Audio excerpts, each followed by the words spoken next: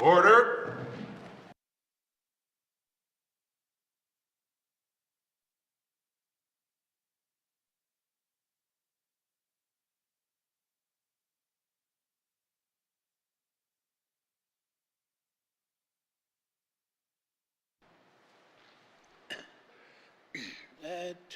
Sötgimasi. Så Allah desin.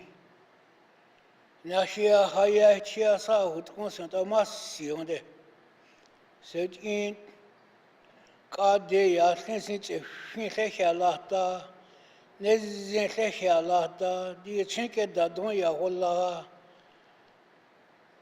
Nezin ke ha da Allah ta tinsin ramasi nahi hu. Di kan so haisin da hani.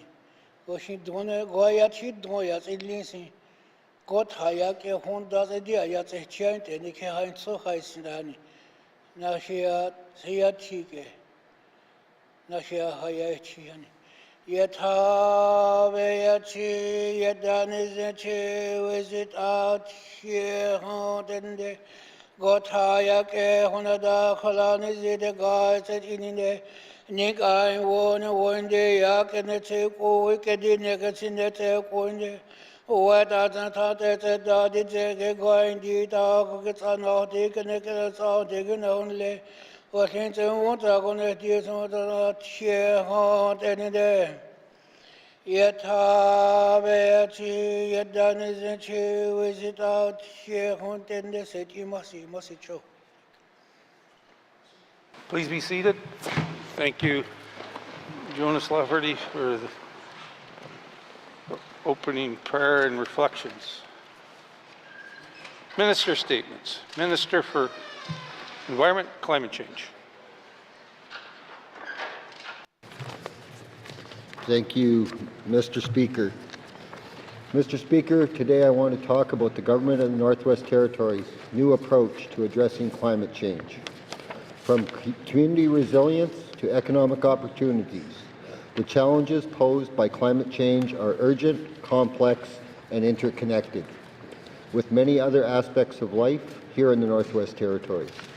This is why the GNWT is moving to a joint approach that brings together climate change and energy strategies, with the aim of taking more efficient, coherent, and impactful actions across the government. Mr. Speaker, climate change is a reality that is affecting NWT residents, ecosystems, and northern ways of life. The Territory currently experiences climate change effects through thawing permafrost and shifting weather patterns that will likely change even more in the coming decades. Through an integrated approach to energy and climate change, we will develop a better coordinated response that tackles both present-day impacts and future risks in the North. Climate change and energy security are connected in a way that cannot be separated. We need to ensure that as we transition to a cleaner, net-zero future, we are also preparing communities and residents to withstand the impacts of climate change. The interconnectedness of climate change and energy, infrastructure, public health, environmental protection, and the economy requires that we align our efforts and resources. Within this joint strategy, the Department of Environment and Climate Change's primary responsibility is to lead and work with other departments to build climate knowledge and implement climate change adaptation actions to enhance the territorial resilience against climate-related risk and disruptions. The department is also exploring ways to reduce land-based greenhouse gas emissions. Important considerations for all GNWT climate change-related actions include maintaining affordability and security by addressing climate change-related supply chain disruptions, emergency management costs, and impacts on infrastructure and housing. Maintaining and growing our economy by supporting resource development that is consistent with our net zero commitment, and advancing economic diversification opportunities like agriculture, tourism, and the potential market for carbon offsets. Supporting safety, healthy and resilient communities, by addressing the impacts of a changing climate on public safety, cultural ecosystems, health, and traditional ways of life, and continuing to collaborate with Indigenous governments, Indigenous organizations, and community governments to coordinate adaptation actions. The joint strategy will recognize that Indigenous governments and Indigenous organizations are developing and executing their own adaptation solutions that reflect their specific priorities and provide ways for us to advocate for and efficiently use resources together. The strategy will acknowledge that federal investment will be key to implementing the many climate change-related actions that are needed.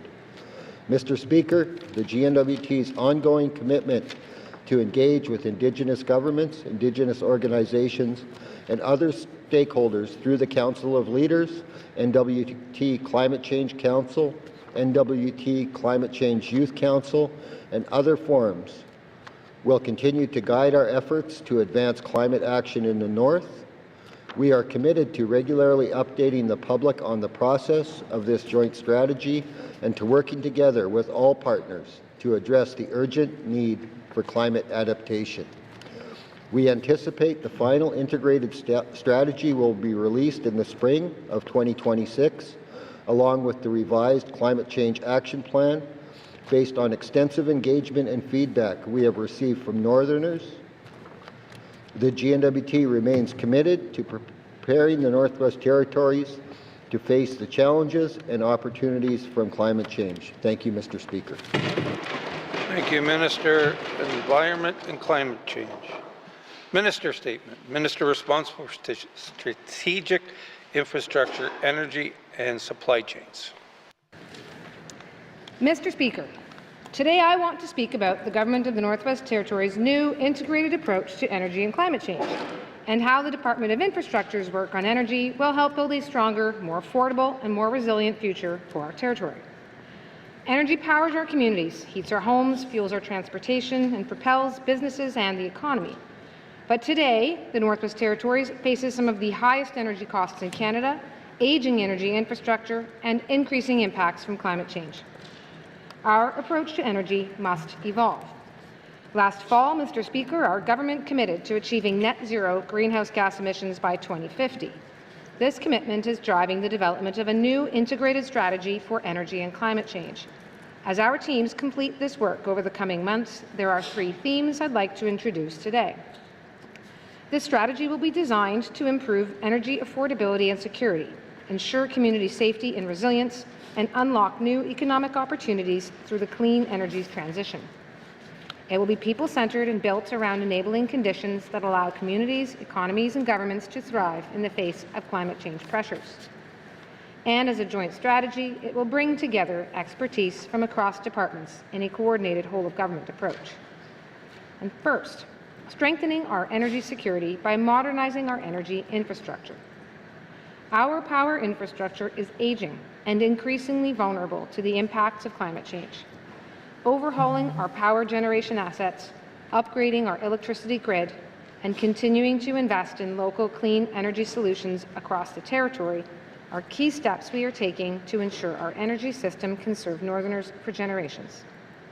This will include refurbishing of key hydro assets in the North Slave, as well as the development of an approach to modernize our grid and support the integration of renewable energy in remote communities. Our goal is simple: ensure all communities have reliable and secure energy for decades to come. Second, supporting energy affordability. Mr. Speaker, Northerners currently pay the highest electricity rates in the country, between 25 to 34 cents per kilowatt hour after subsidies. In some remote communities, the unsubsidized cost is as high as 74 cents per kilowatt hour. This is 2 to 3 times the Canadian average of 12 cents. We need to give residents in hydro-served communities more affordable, lower emission options like switching to electric vehicles and, where power supply is available, electric heating. These shifts increase power sales, reduce emissions, and then ease pressure on electricity rates. Programs and services supporting residents, communities, and businesses to reduce energy consumption and adopt clean energy technologies such as Arctic Energy Alliance and the Greenhouse Gas Grant Program, will continue to be key moving forward, and soon we'll be announcing the full availability of an electric vehicle corridor from Yellowknife to the Alberta border.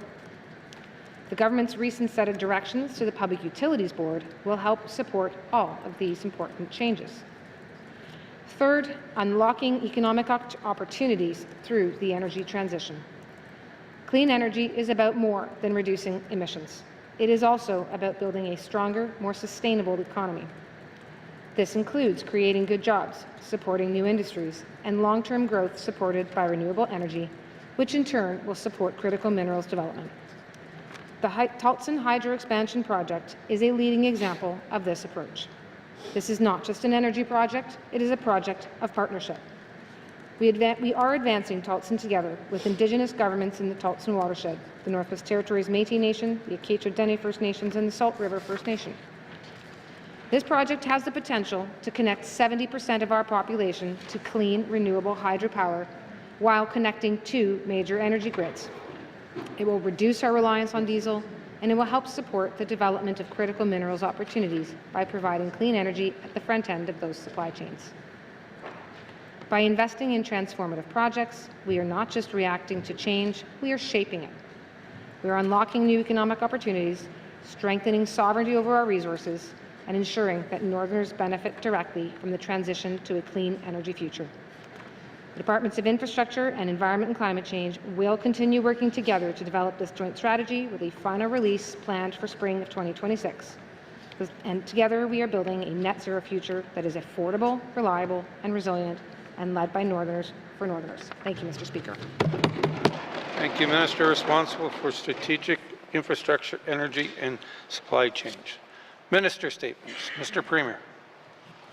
Mr. Speaker, I'm pleased to share that the Government of the Northwest Territories has launched this year's United Way Workplace Giving Campaign. This annual campaign gives GNWT employees a simple and meaningful way to support programs that make a real difference in communities across the territory. Through payroll deductions, employees can choose direct donations to United Way NWT, helping fund local organizations that tackle poverty, support youth, and improve community health and well-being. Mr. Speaker, over the past few years, Northerners have come together during some very difficult times, supporting one another through wildfires, floods, and other emergencies. GNWT employees played a big role in those efforts, and I want to thank everyone who stepped up. This campaign is a chance to carry that same spirit forward by investing in long-term community support. United Way NWT works with organizations that know their communities best and are helping build a stronger, healthier North. I also want to recognize the important role of the Union of Northern Workers, that the Union of Northern Workers continues to play in the success of this campaign. Their support and partnership reflect the shared values that guide our work as public servants. Mr. Speaker, I encourage all GNWT employees to consider signing up. Every contribution makes a difference, and together we can help ensure that support reaches the people and places that need it most. Thank you, Mr. Speaker.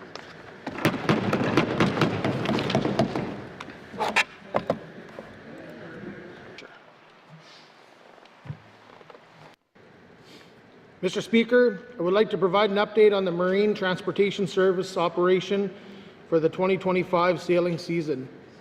Every spring, residents and businesses across the territory are eager to plan shipments for their essential goods and equipment by our barges along the Mackenzie River, Great Slave Lake, and all the communities in the Western Arctic.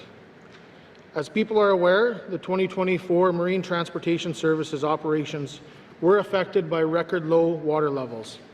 This created unnavigable conditions along the Mackenzie River and presented a challenge to the Canadian Coast Guard, who were unable to put buoys in the water. These buoys are key navigational aids. Not only was our sailing season disrupted, but our marine operations for other commercial shipping companies were also cancelled. Thankfully, proactively contingency planning efforts made it possible for affected customers in the Beaufort Delta and the Inuvialuit Settlement region to make arrangements for their cargo to be redirected to our terminal in Tuktoyaktuk. Mr. Speaker, Our waterways represent an important piece of the North supply chain puzzle. As the essential resupply options may be for many remote communities during the spring and summer months, marine transportation services contribution towards the success of the NWT supply chain is undeniable. There is great work being done to contribute to this service, and it spans various departments, divisions, and sectors, both within and outside of the Government of Northwest Territories. Mr. Speaker, to give you an update on the 2025 shipping season, the Canadian Coast Guard has not yet made final decisions on whether or not the buoys can be placed in the water, and Marine Transportation Services continues to monitor water levels along the Mackenzie River to assess options with resupply operations. Sailing plans are being developed based on cargo loads that Marine Transportation Services is expected to receive if the river is navigable. We remain adaptable to the changing forecast this season and are continuing to work closely with the hydrology team at the Department of Environment and Climate Change to monitor water levels along the way. In the event of last year's circumstances repeating themselves, Marine Transportation Services has developed contingency plans that may give us the opportunity to ship from south side of Dooley Ferry Crossing, and staff are working closely with the Canadian Coast Guard to allow some buoys to be placed in key locations between the Dooley Ferry Crossing and Toledo. Should any route change disrupt shipments, staff will be available to assist affected customers, like we did last year. Our Fuel Services Division is also involved should any logistical plans change, and our staff are prepared to work towards another busy winter resupply season to make up any essential services that may be affected by low water levels. Mr. Speaker, I want to make it clear, regardless of the water levels, improvements to procedures and service delivery continue to be made by our hardworking staff. This work includes using vessels more efficiently and reducing downtime during the sailing season. Mr. Speaker, in closing, the team is watching the water levels closely and planning for each scenario.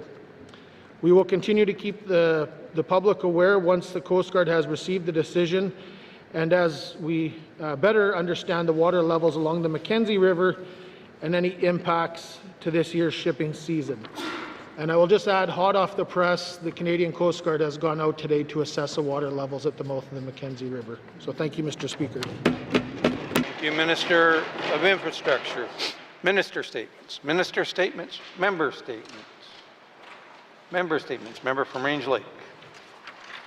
Mr. Speaker, last year, hundreds of Northerners who rely on extended health benefits were suddenly confronted by new income thresholds driven by cuts which would determine who our health system would support within the costs of their medication and who were now on their own.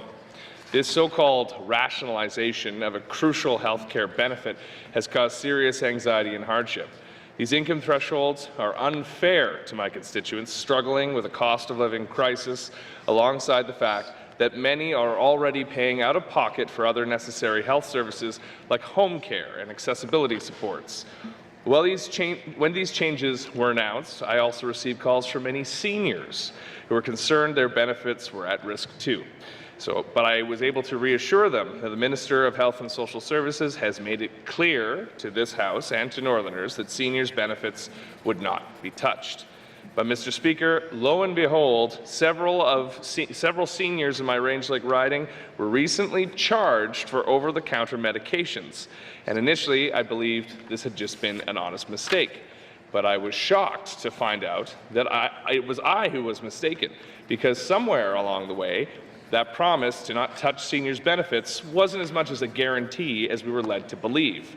But we were able to push back, and the Minister was able to assure us that these constituents would not have to pay a cent for their medication because that was the right thing to do. Yet I am still deeply concerned that these changes were made and proposed in the first place. And they could even return, Mr. Speaker, As in an email I've received, the minister's office has stated, quote, "A decision has been made not to proceed with changes to the coverage for over-the-counter products under Extended Health Benefits Program at this time." Let me be perfectly clear when I say the time to charge seniors for their medication is never. Not after further consultation, not after establishing a new income threshold, never. And if the minister can see the wisdom in reversing cuts to seniors' benefits, it's time she opened her eyes to the strain it is causing on other Range Lakers and reinstate full extended health benefits to all Northerners. Thank you, Mr. Speaker. Thank you, member from Range Lake. Member statement. Member from Great Slave. Thank you, Mr. Speaker. Home and fire insurability are major concerns in the NWT, and the cost of insurance premiums may continue to rise for homeowners. The level of risk determines the cost of insurance premiums. Canadian insurers consider the likelihood of a customer or group of customers with a similar set of circumstances making a claim and how much those claims might cost. The price for premiums is based, in part, on an insurer's best estimate of the amount it will be required to pay out in claims in any given year. The Office of the Superintendent of Insurance, or OSI, regulates the business of insurance in the NWT and enforces our Insurance Act and its regulations. The Act and regulations cover licensing and regulation for insurance companies operating here. It's difficult to establish how many homes are currently uninsured across the NWT and for what reasons they've been denied coverage. Reasons for denial may not be public or could be based on the insurer's proprietary risk assessment model. The OSI does not track this information, and it's difficult to connect the rising costs of premiums using this risk-based model to the consumer and community price indexes that are published by the NWT Bureau of Statistics.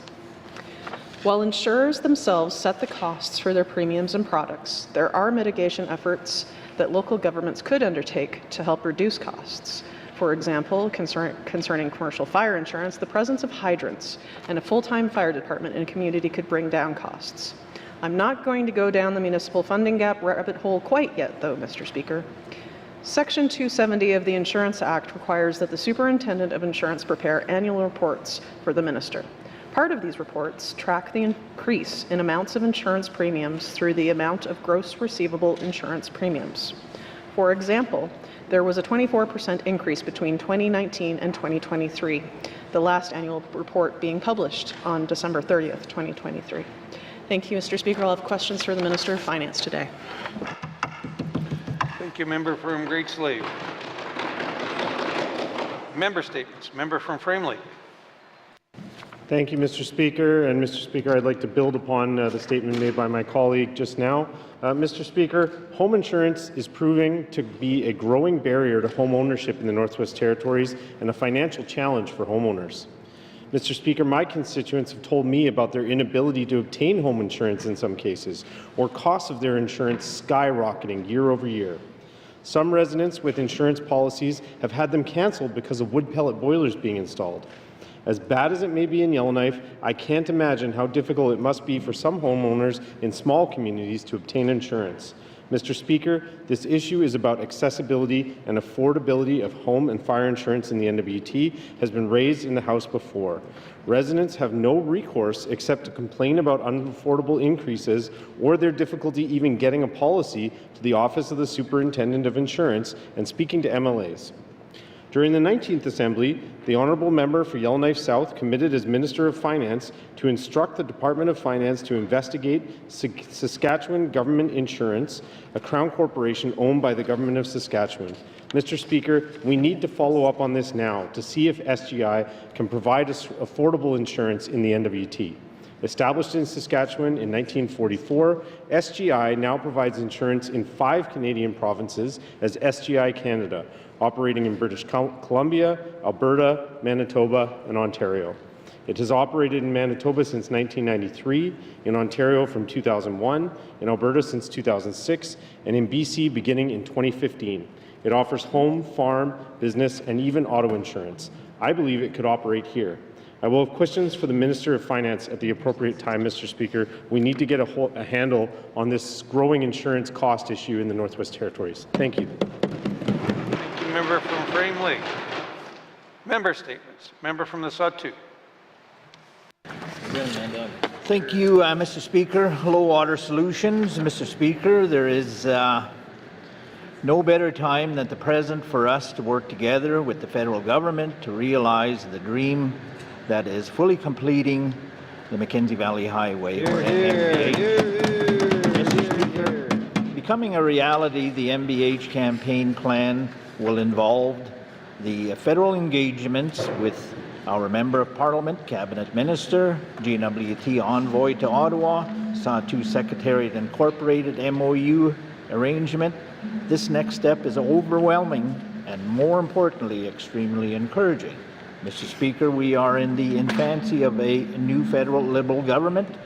Throughout the federal election campaign, we heard that opening Canada, removing trade barriers, and supporting nation-building initiatives are important priorities for the newly elected Prime Minister. These priorities were once again highlighted in King Charles' speech from the throne that took place in Ottawa. Was very encouraging. Mr. Speaker, the completion of the Mackenzie Valley Highway is a GDP contributor during and after construction. The speech from the throne highlighted that the federal government will work closely with provinces, territories, Indigenous peoples to identify and catalyst projects of nation significance. The Mackenzie Valley Highway will serve as a catalyst to Canada from coast to coast to coast, deepen Canada's ties to the world. Mr. Speaker, the original $700 million application of 2015, we gained since then 26% equity position in MVH Phase 1. Significant work has been done, such as the Canyon Creek All-Season Access Road, the Prohibition Creek Access Road, community engagements, design, geotechnical studies as well. But much work remains, Mr. Speaker. Our partnership with the government needs the business case and environmental assessment completion, which is drawing closer by the weeks. I will have questions to the Minister of Infrastructure at the appropriate time. Thank you, member from the SAW2. Member statements. Member from the Deschaux. Thank you, Mr. Speaker. I want to discuss Northwest Territories Power Corporation, NTPC, and the Tolston Hydro Project, which provides power to Enterprise and Ketlo Deche First Nation in my riding.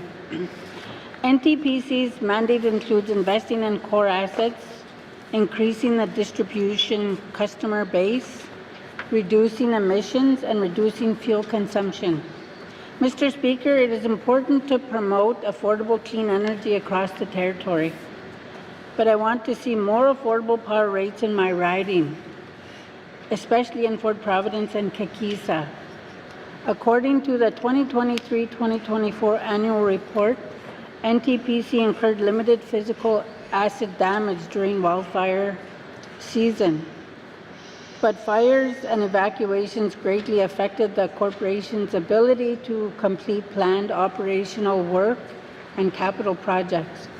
Mr. Speaker, one of these projects was the overhaul of the Tolston Hydro facility, which was originally scheduled to be completed by November 2023, but was only opened on April 1st this year after repeated delays. Mr. Speaker, estimates for overhaul costs are now over $97 million. We know from the public accounts that in previous years, NTPC lapsed tens of millions of dollars in budget capital expenditures. Mr. Speaker, lapses and delays impact costs for residents, and they worsen greenhouse gas emissions because of increased reliance on diesel power generation. Project delays also mean fewer work opportunities for local residents. Mr. Speaker, I want to know next steps for making clean energy accessible across the territory. I will have questions for the minister responsible for NTPC at the appropriate time. Merci, Mr. Speaker. Thank you, member for the Deschaux. Member statements. Member from Nunavut Lake. Thank you, Mr. Speaker. Mr. Speaker, for many years, Indigenous governments have raised concerns about the GNWT's approach to traditional use cabins. They've made it clear that requiring recreational leases and charging fees for members' cabins does not align with their understanding of Aboriginal rights. Mr. Speaker, I brought it up in this House before. I know my colleague, Minister Sembler, in 2023 had brought it up as well. Most recently, Mr. Speaker, ECC held a two-day workshop on Yellowknife meant to advance the conversation around this topic.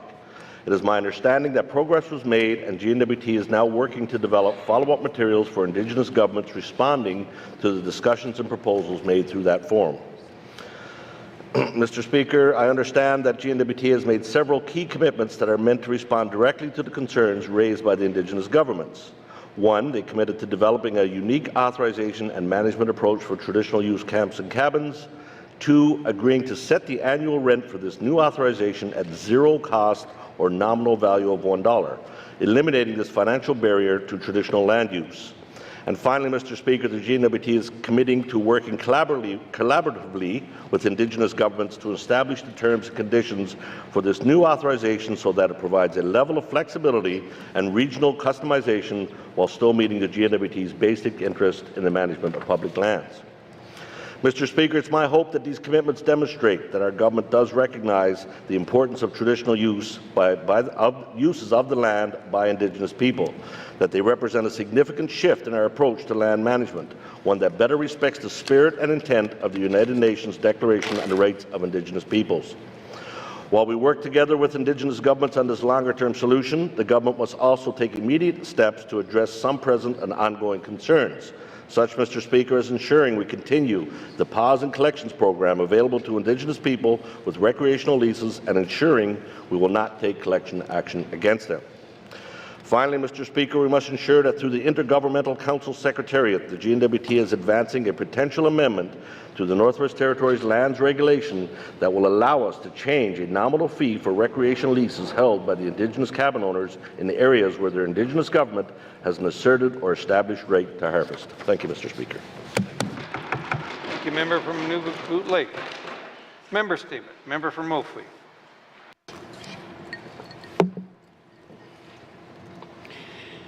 Thank you, Mr. Speaker.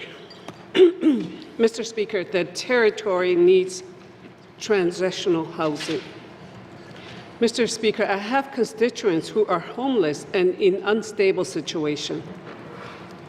Mr. Speaker, we are in a crisis. Last year, one shelter director in Yellowknife estimated, quote, if all shelters in town stop taking in people or stop taking people in when they reach capacity, there would be an extra 50 people living on the street. Mr. Speaker, I need to highlight this, that many of these people, quote, many of these people, end quote, are our Indigenous brothers and sisters. They are someone's child, parent, or parents, grandparent, parents, siblings, aunts, or uncles.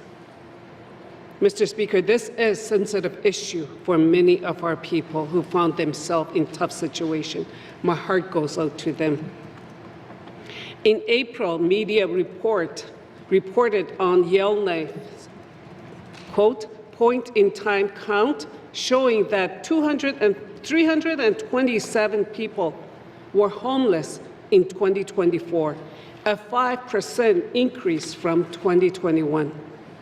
Mr. Speaker, small communities face the same problem. Some single men will never get off the waiting list for housing. Some of them are saying we will never get a unit or a house in their lifetime. They will not see it. This is what they're saying. It's not my word, it's their word. The federal and territorial government signed an agreement in December 2024, committing $1 million each over 2 years. Mr. Speaker, this money is intended to alleviate capacity challenges identified by local shelters operator while addressing encampments and helping find homes for people sleeping in tents. Their goal is to increase supportive housing options for people at risk, but 2 million will not have a big enough impact. Mr. Speaker, can I have unanimous consent to conclude my statement? Thank you. Thank you, Member for Moultrie. Member for Moultrie seeking unanimous consent to conclude her statement. Seeing no nays, you may conclude your statement. Mr. Speaker, we must use these programs to help people struggling in small communities. In Klitschko region, the government's Northern Pathway to Housing program partnered with Bichoko Friendship Center to provide transitional housing. But people need wraparound supports for health and addiction needs like the ones offered by the Housing First program and the new facility. How can we extend wraparound support to our small communities?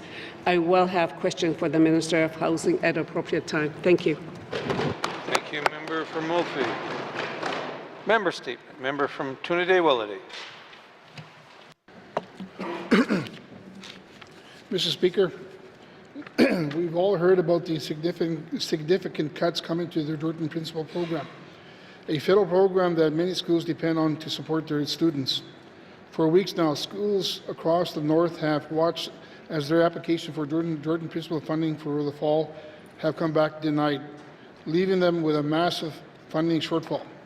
Let me give you a concrete example of how devastating these cuts are.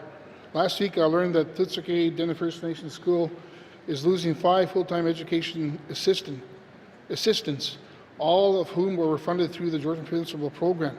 In Ford Resolution, where the Métis students make up a large portion of the school population, new eligibility restriction means Dene School stands to lose a significant amount of federal funding.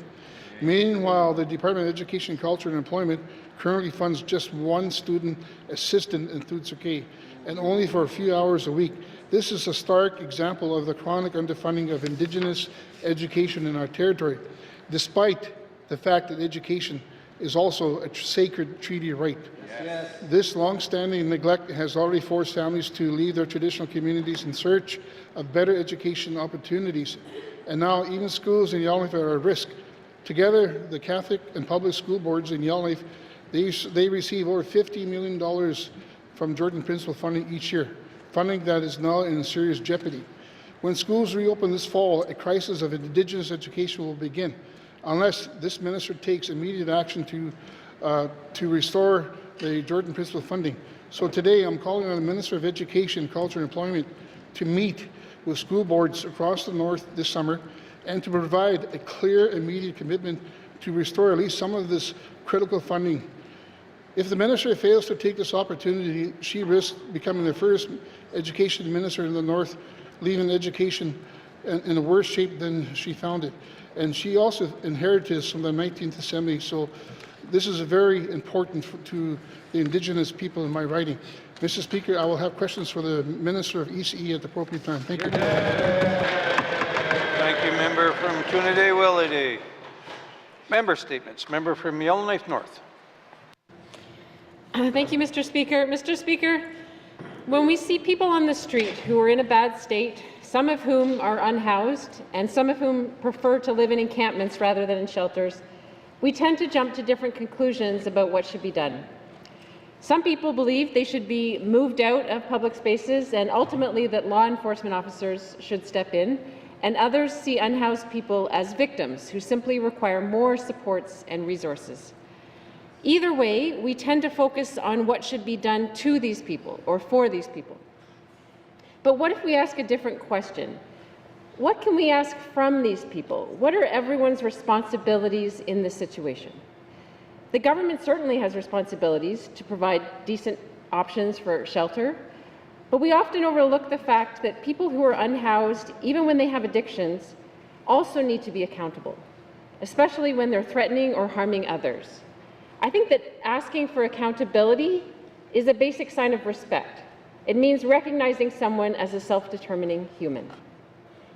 The trouble is, when it's GNWT staff who are tasked with enforcing accountability or consequences. Say someone who works for the government comes along and says, Come on, you owe it to the GNWT to pay your rent on time, or to stop damaging your housing unit, or to stop disturbing your neighbors, or stop bringing drug dealers around here.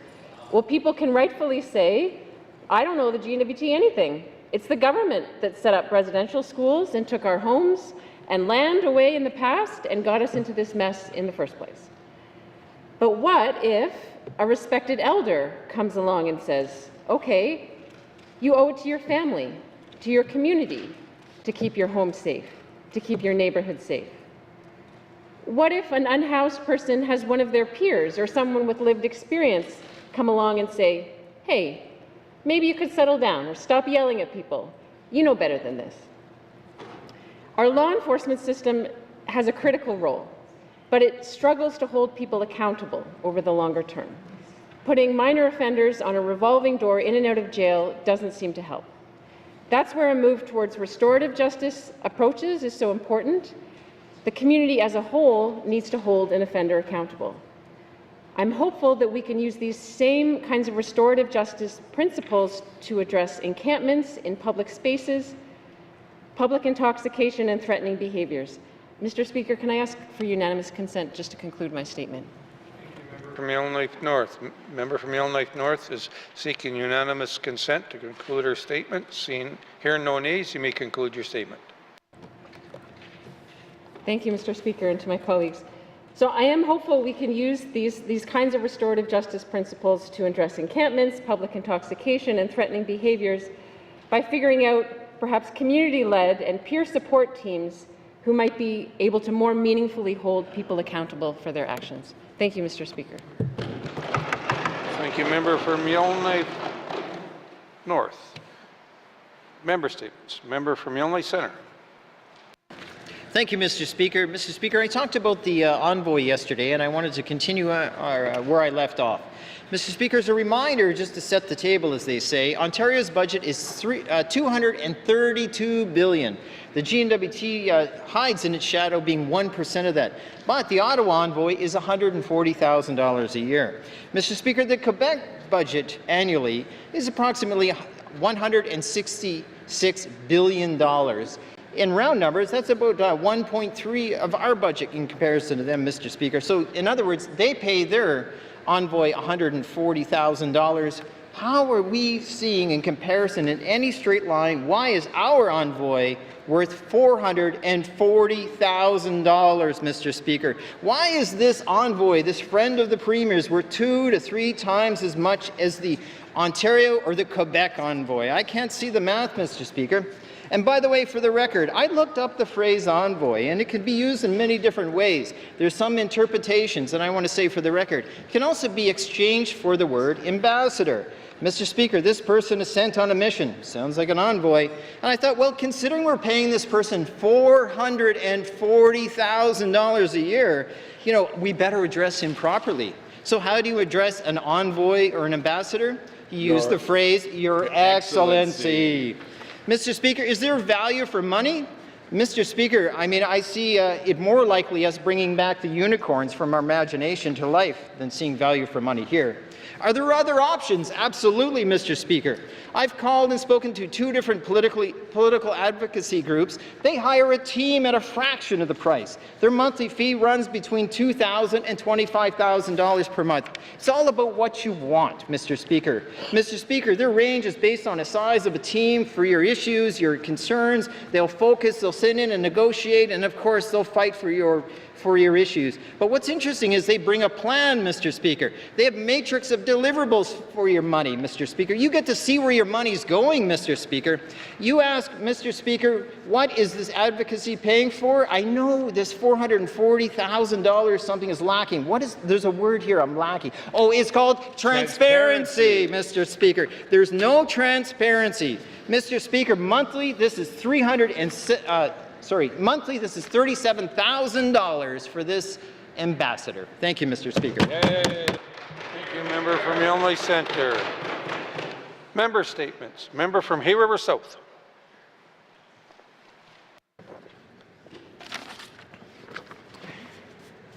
Mr. Speaker, this week from June 4th to 6th, Hay River transforms from a quiet northern town to the Olympic Village of the Northwest Territories. Yes, it's that time again for the annual NWT Track and Field Championships. If you're from Hay River, you know how significant this event is and how deeply the community is involved. It takes hundreds of volunteer hours and immense dedication to put this together. The community's commitment will be ready to shine when over 1,000 athletes show up to compete. If you're an athlete that's been involved for over 30 years, you likely have fond memories of this trip or this event. I want to take the time to congratulate the Track and Field Committee on organizing this year's event. And thanks to your dedication, the field will once be filled again with young athletes from across the NWT. This commitment deserves the acknowledgement. I'm also looking forward to being a part of this year's event. Now I know what you're thinking. Wait, you're competing? And while I hate to disappoint in my bid for the NWT Senior Athlete of the Year, no, it's not the 500-meter dash or the high jump. I'll be flipping burgers for everybody. So come on down to the world-famous Track Burgers and enjoy the sights and sounds and the smells of one of the greatest North sporting events.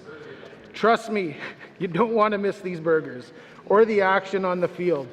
And finally, a huge thank you, Mr. Speaker, to all the volunteers and athletes and all the sponsors that make this event possible and unforgettable. To all the athletes, have fun, travel safe, and look forward to seeing you all next week. Thank you, Mr. Speaker. Thank you, member from Hay River South. Member statements. Member from Yonge South. Thank you, Mr. Speaker. As I do every year after Youth Parliament, today I am bringing the words of the youth representative from Yellowknife South to this House, ensuring all members and the public hear the fresh perspectives, innovative solutions, and policy insights reflected in the voice of our youth. And so, Mr. Speaker, this year, Yellowknife South was represented by Lauren Tordiff, and these words are hers. As young people, we inherit the challenges of today and the responsibility to create solutions for tomorrow. If we want to tackle issues like the high cost of living, we must ask ourselves a tough but necessary question: do our current systems still make sense given today's challenges? Take, for example, the cost of electricity in the Northwest Territories. Many residents struggle to afford power, yet we expect a Crown corporation to transition to greener technology while also keeping rates low.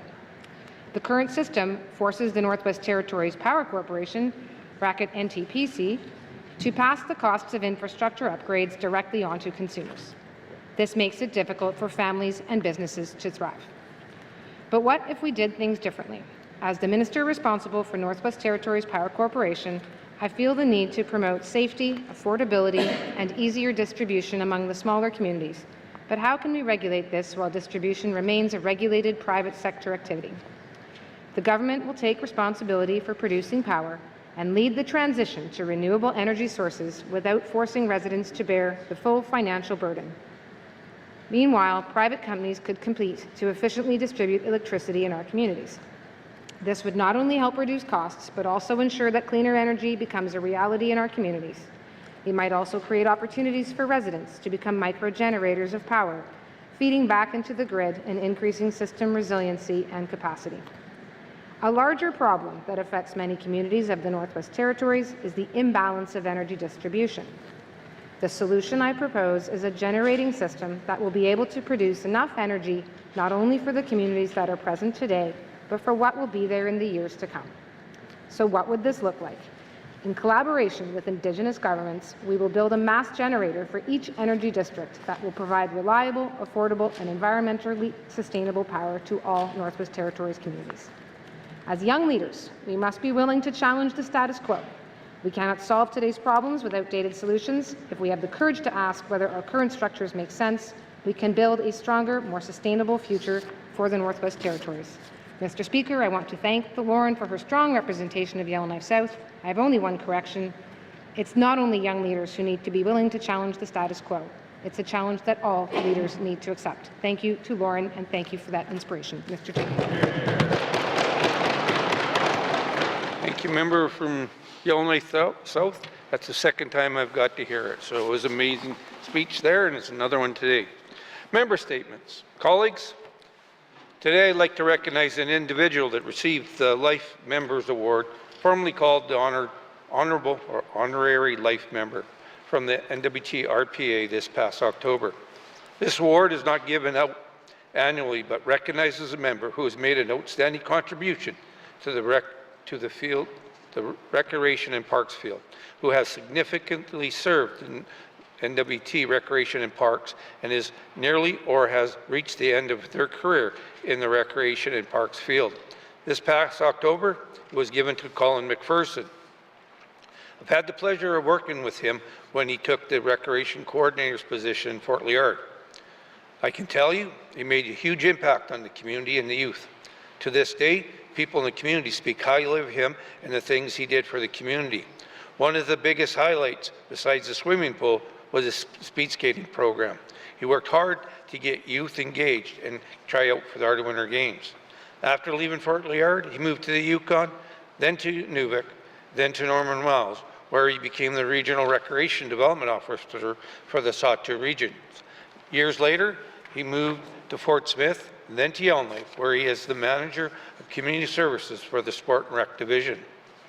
During his time in Norman Wells and Fort Smith, I got to work with him on various projects, such as the Northern Youth Abroad Program, Youth Ambassadors Program, Taking Youth, which takes youth to the Canada Winter Summer Games, Ardent Winter Games, Pan Am Games, and Winter Olympic Games, and on the development of sport and recreation policies that we are still using today.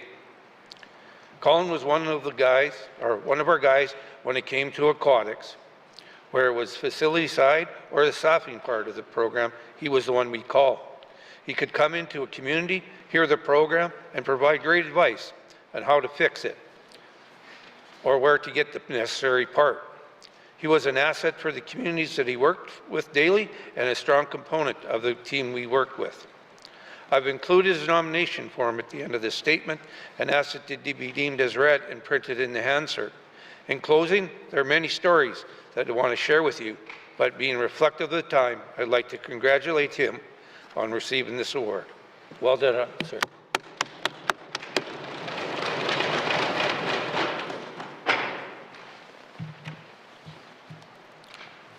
Member statements. Member statements.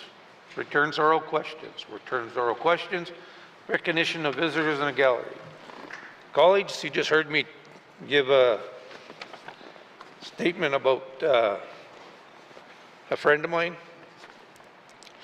He's up here in the, sorry, I'm being a little emotional here. Yeah. I'd like to recognize Colin McPherson, as well as my friends and colleagues, Damon Crosman, Ali Carroll, Alison Brown, Colin Donahue, as well as the Deputy Minister, Gary Brendan, and, you know, my former MSA, but he was also the Executive Director of the Recreation and Parks. Welcome to our Assembly. Recognition of visitors in the gallery, member from Hay River North, or South. Thank you, Mr. Speaker. I feel you stole my list. I want to echo the recognition of the visitors of the gallery, same people there, but I would also like to add the YK City Councillor, Tom McLennan. Thank you, Mr. Speaker. Thank you, member from Hay River South. Recognition of visitors gallery, member from Temlake. Thank you very much, Mr. Speaker. Mr. Speaker, we have a fellow photographer in the House, Vincent Rett. Wanted to say a big old hello to him. He's an incredibly talented Northern artist, and it's always lovely to have people in the gallery, especially ones as talented as him. Thank you. Temlake, recognition of visitors gallery, member from Yellowknife South. Thank you, Mr. Speaker. Mr. Speaker, I'm very pleased to have one of the younger residents of Yellowknife South in the House today. Young Finnegan Gosselin has been spending the day job shadowing with his mother. Thank you.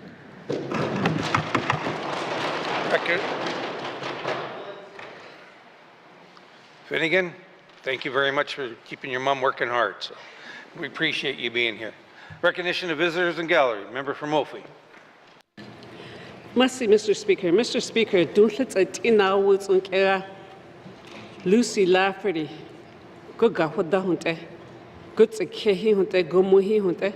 Sakatu hile, Nishilhu.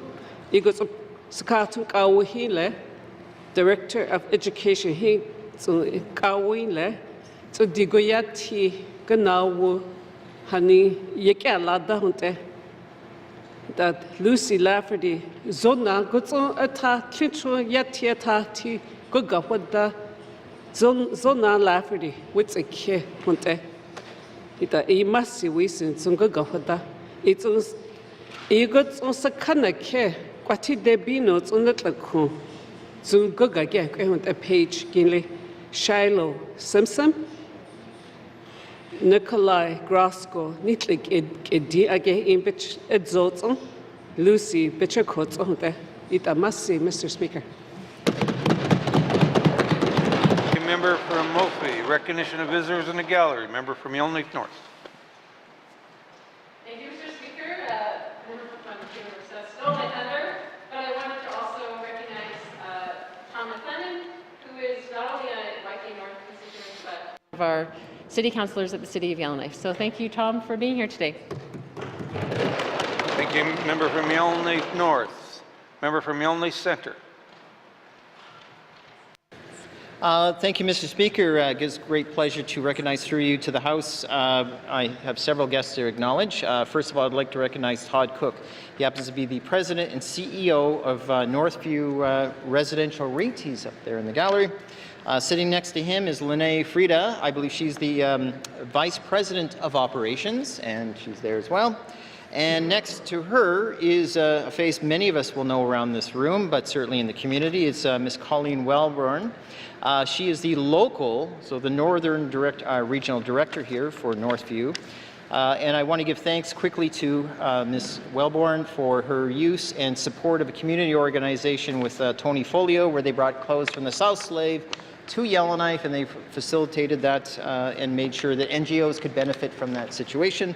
Thank you, Northview REIT, and certainly Colleen. And lastly, Mr. Speaker, I want to point out that every time my good colleague on my side, the member for Range Lake, sounds like he knows what he's talking about, well, there is the source of all the brilliance in that relationship. Thank you very much. Thank you, member from Yellowknife Centre. Member from Range Lake. Thank you, Mr. Speaker. Well, I'd like to recognize the source of my brilliance, as my colleague said, and my favorite constituent, my lovely wife, Colleen Wellborn. Hear, hear. Thank you, member from Range Lake. Member, recognition of visitors of the gallery. Member from Decho. Thank you, Mr. Speaker. I would like to recognize the Denizati translators here from the region. In the House are Sarah Gargan and Mary Jane Kazon, and to thank them for their contribution to keep the language alive. Merci. Thank you, member from the Decho. Recognition of visitors in the gallery. Member from Frame Lake. Thank you, Mr. Speaker. Mr. Speaker, I do want to address a small technicality on the recognition of visitors galleries today and congratulate Councillor Tom McLennan on his purchase of a new home in the Frame Lake ride. So we're very excited to welcome him to Frame Lake. Thank you, Mr. Speaker. Thank you, member from Frame Lake. Recognition of visitors in gallery. Recognition of visitors in the gallery. Acknowledgements. Acknowledgements. Oral questions. Member from Yellowknife. Oral questions. Member from Yellowknife Centre. Thank you, Mr. Speaker. I appreciate it very much. Mr. Speaker, my question will be directed to the Minister of Finance regarding most recent bid on the liquor operations here in Yellowknife. Mr. Speaker, a local bidder had bid on this project, and their scoring seems to be quite subjective. I wrote an email because of significant urgency on this. By the time they close this contract, we don't want it to turn into a legal problem. Mr. Speaker, by way of example, under Northern Experience, they got 50 out of 50, Mr. Speaker, but under local BIP, they got 1.8 out of 50, and under NWT BIP, they got 5 out of 150 people, Mr. Speaker. There are some mysterious concerns with these numbers, and I wish some urgency. Would the minister pause this awarding of this particular contract to ensure these numbers are correct and all the numbers are correct? Thank you. Member from Yellowknife Centre, Minister of Finance. Thank you, Mr. Speaker. Yes, we did acknowledge the email that I got this morning from the member, and thank you for bringing this to my attention. As with any other procurement matter, I'm not going to be putting details on the floor of the House. I have already tasked the department to look into it, and when we do get a matter where there's some concerns around a procurement scoring, much like a human resource matter, there are avenues and channels by which we can have our staff review it, can have it go through a review, and certainly until that's been done, Mr. Speaker, I'm not going to be in a position to say one way or the other what may have happened or didn't happen or did happen, but I can say that we will review this urgently. Thank you. Thank you, Minister of Finance. Member from Yonge Centre. Mr. Speaker, although I would like to influence the outcome, that's not my question. My question is about pausing this to ensure there's a rigorous review before an awarding of a contract, so there will be no necessity for legal action to work their way through this, because as I highlighted, the details are a little questionable. Would the minister clarify for the House that she'll ensure the official awarding of the contract won't be done until there's a rigorous review of the numbers and their calculations? Thank you. From Yonge Centre, Minister of Finance. Thank you, Mr. Speaker. Mr. Speaker, I do appreciate the advocacy on behalf of constituents. Certainly want to ensure that our procurement review or procurement processes are accurate and fair. We are subject to procurement processes that maintain our obligations under trade, our obligations for open procurement. And Mr. Speaker, I'm simply not in a position here today to say where we are at in this particular procurement process. I don't have it in front of me. As I said, this came in this morning. Happy to have it brought to my attention. It's not the first time I've had one procurement brought to my attention. But it's gone to the Procurement Shared Services now, and it really is not one that I want to be interfering with on the floor of the House. I recognize it's an important issue for many residents, and so I want to assure them again that we've sent it forward to procurement to make sure that it's done, that any award is done fairly, and that any review is done fairly. Thank you. For Finance. Final supplementary. Member from Yonge Centre. Mr. Speaker, all the minister would have to say is that she'll issue an email or instructions or whatever language she wants to use. I don't care. It's fine. I'm fine with that. That she'll issue some awareness that they need to ensure before they officially award the contract that these numbers are reviewed, because it's taken 4 months in January to now for them to find out the details of why they weren't successful. Would she be willing to issue that direction to ensure it's issued in the most fair and reasonable way? Thank you. Member from Yonge Centre, Minister of Finance.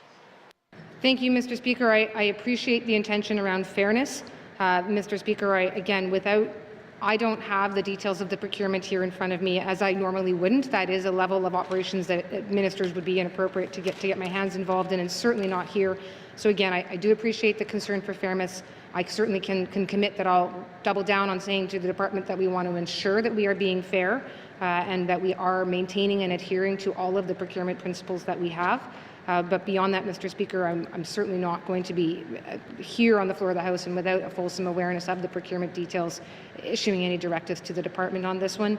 I will commit to the member that we all will follow up as quickly as possible. Thank you. Minister of Finance. Oral questions. Member from Range Lake. Thank you, Mr. Speaker. Mr. Speaker, since the news broke of the potential contamination in the Range Lake North School, my constituents have reached out to me who are nearby in the neighborhood, very concerned about the quality of their own drinking water. Can the Minister of Education just reassure my constituents that there is no risk to contamination in the wider Range Lake neighborhood? Thank you. Hear, hear. Member from Range Lake, Minister of Education, Culture and Employment. Thank you very much, Mr. Speaker. Mr. Speaker, we have received information that the City of Yellowknife does regular testing of their water, and there is no concern. Thank you. Minister of Education, Culture and Employment. Member from Range Lake. Thank you, Mr. Speaker. Mr. Speaker, constituents are also wondering why we haven't historically tested schools for safe drinking water. Can the minister explain why this has been a pilot project and not just ongoing work for the department? Thank you. Member from Range Lake, Minister of Education, Culture and Employment. Thank you very much, Mr. Speaker. Mr. Speaker, I certainly, as a parent, share the concerns of many residents of the City of Yellowknife, as well as the residents of the Northwest Territories. Mr. Speaker, it is worth me saying right now that I was notified of this project and the results on Monday evening. Immediately from there was able to ensure that that drinking water and cooking water was no longer able to be used within those schools that were advised were experiencing concerns. Mr. Speaker, I can also advise this House and the member that given the extreme concern with this situation, that I have provided direction to the GNWT, because it is multiple departments, and through the Premier's office to do a third-party investigation so we can understand the details of how we got here and how we're going to ensure that we are moving forward in a fulsome way. Thank you. Thank you, Minister of Education, Culture and Employment. Final supplementary, member from Yellowknife, Range Lake. Yellowknife Range Lake. Thank you, Mr. Speaker. Mr. Speaker, I'm pleased to hear that. I know the minister's taking this seriously. I have no reason to doubt that. My intention is to get the information out to my constituents. But if they do come back and find a problem with the school, who's going to pay for that? Will the minister provide funds to replace whatever needs to be replaced to ensure there's safe, clean drinking water for the kids in my riding? Thank you. Here, safe water. Thank you, member from Range Lake. Minister of Education, Culture and Employment. Thank you very much, Mr. Speaker. Mr. Speaker, the schools in Yellowknife are interesting in that they are different from schools across the territory. So the schools in Yellowknife, for the most part, are owned by the education body themselves, but we have mechanisms to work together within the city of Yellowknife. First and foremost, we need to ensure that the water in our schools is safe and that kids in our schools are safe. And so, as per usual, I will continue to work with our education bodies. I have a very close working relationship with the chair, and we will continue to work forward on this. Thank you. Minister of Education, Culture and Employment. Members, oral questions. Member from Nunavut Lake. Thank you, Mr. Speaker. Mr. Speaker, following up on my member statement today regarding the recent work done by the Department of ECC on the developing materials for the Indigenous governments around land leasing. My first question for the Minister of ECC is, how would the department, define Indigenous traditional use cabins and who they are for? Mr. Speaker. Nunavut Lake, Minister of Environment and Climate Change. Thank you, Mr. Speaker, and thank you to the member for the question. I think that, as we talk about traditional use cabins, traditional use activities, traditional use of the land across the NWT, it's important, first and foremost to identify that as the minister and I stand here, it's not my place to identify how an Indigenous government or an Indigenous organizations defined what a traditional use cabin or what their traditions entail amongst the Indigenous governments and Indigenous organizations. There are many differences in tradition and how they define lifestyle and how things were done by their ancestors. What I will commit to standing here is to work with all of those Indigenous governments and Indigenous organizations to ensure as we move forward the policies and the work that we do together is informed by those traditions and that we respect those in the path that we take. Thank you, Mr. Speaker. Minister of Environment and Climate Change. Member from Nunavut Lake. Thank you, Mr. Speaker. And that's a good answer, Mr. Speaker. And I know that the minister is well aware of what's happening here and what needs to be done and the length of time it's taken many years to get to where we are today. Following up on that, Mr. Speaker, one of the things that come out of the forum was the develop follow-up materials for Indigenous governments. Can the minister speak to the timeline now as when we're going to follow up on that and indeed continue this consultation, get that information out to Indigenous governments? Thank you. Thank you. Member from Nunavut Lake, Minister of Environment and Climate Change. Thank you, Mr. Speaker. And Mr. Speaker, I'm happy to report that the work has started. It's well underway. As the member indicated, there was a meeting on the 20th and 21st of May that was very well attended with some really good work done by all participants. There was also a follow-up meeting this morning, actually, between ECC and the Technical Working Group to again advance this initiative. And ECC is working very close with the technical working group through the Intergovernmental Council on Land and Resource Management and under the development protocol to amend the NWT Act and regulations. So this work is very collaborative. You know, we're very committed to following a process that is really working together to ensure that all of our interests are represented at the end of the day, and that they are truly informed by the traditional knowledge within the Northwest Territories. Thank you, Mr. Speaker. Minister of Environment and Climate Change. Final supplementary. Member from Nunavut Lake. Thank you, Mr. Speaker. Thank you to the Minister. I think we're starting to see a little light at the end of the tunnel here, and I know it's going to take a continued commitment from the Minister to keep pushing this issue forward and getting this work done. Final question, Mr. Speaker. You mentioned the amendments to the Northwest Territories land regulations. Do we have a timeline for that? Has the department come up with a schedule and a timeline to get these amendments done so we can move this forward? Thank you. Member from Nunavut Lake, Minister of Environment and Climate Change. Thank you, Mr. Speaker. Mr. Speaker, as the member pointed out, we have committed to, trying to reduce the rent to a nominal fee or $1 in the short term, as well as ensure that we're addressing this in the long term. Right now, currently, the way the legislation is written, we can't technically charge rent less than $150. So that's really our short-term goal here, is to address that. And as we work with our partners, giving a specific timeline to this process is difficult. There are many participants here.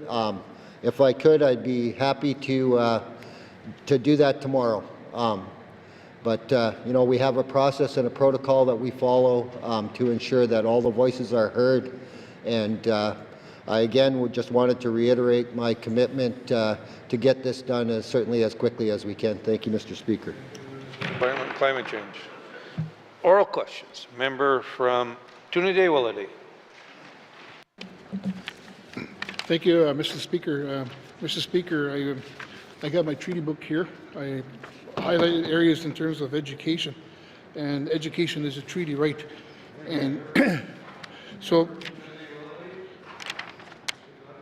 that it's a prop. Okay, thank you. Member from Toonaday-Willety. Thank you, Mr. Speaker. Mr. Speaker, the Minister of ECE is traveling to Ottawa next week to meet with her federal counterparts.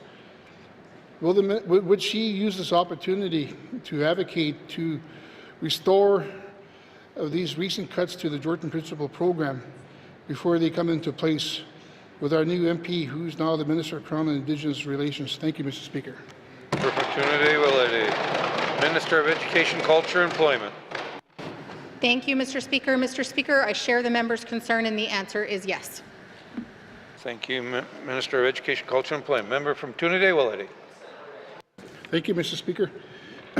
If these cuts to Jordan Principles go forward and it eliminates tens of millions of dollars from Indigenous students, will the minister commit to working with working with affected community school boards and First Nations to restore this critical funding over the summer? Thank you, Mr. Speaker.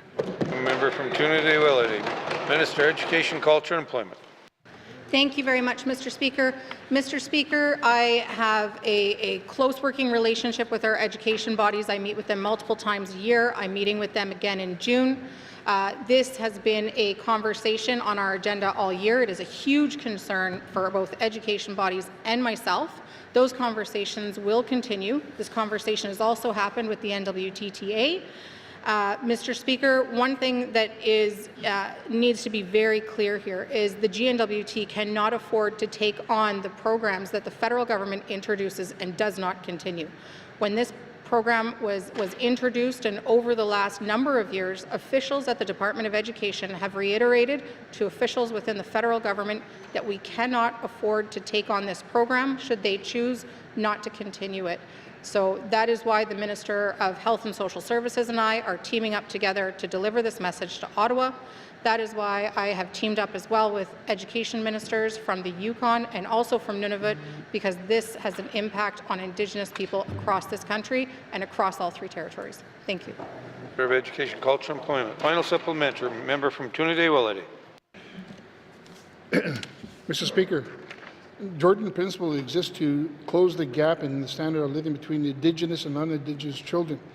Every dollar it provides to our schools is in effect an acknowledgement by the federal government that the needs have to be met by our own territorial government. What has the Department of ECC allowed our schools to become so resilient on this federal program? And what's their backup plan should they provide this program doesn't go ahead? Thank you.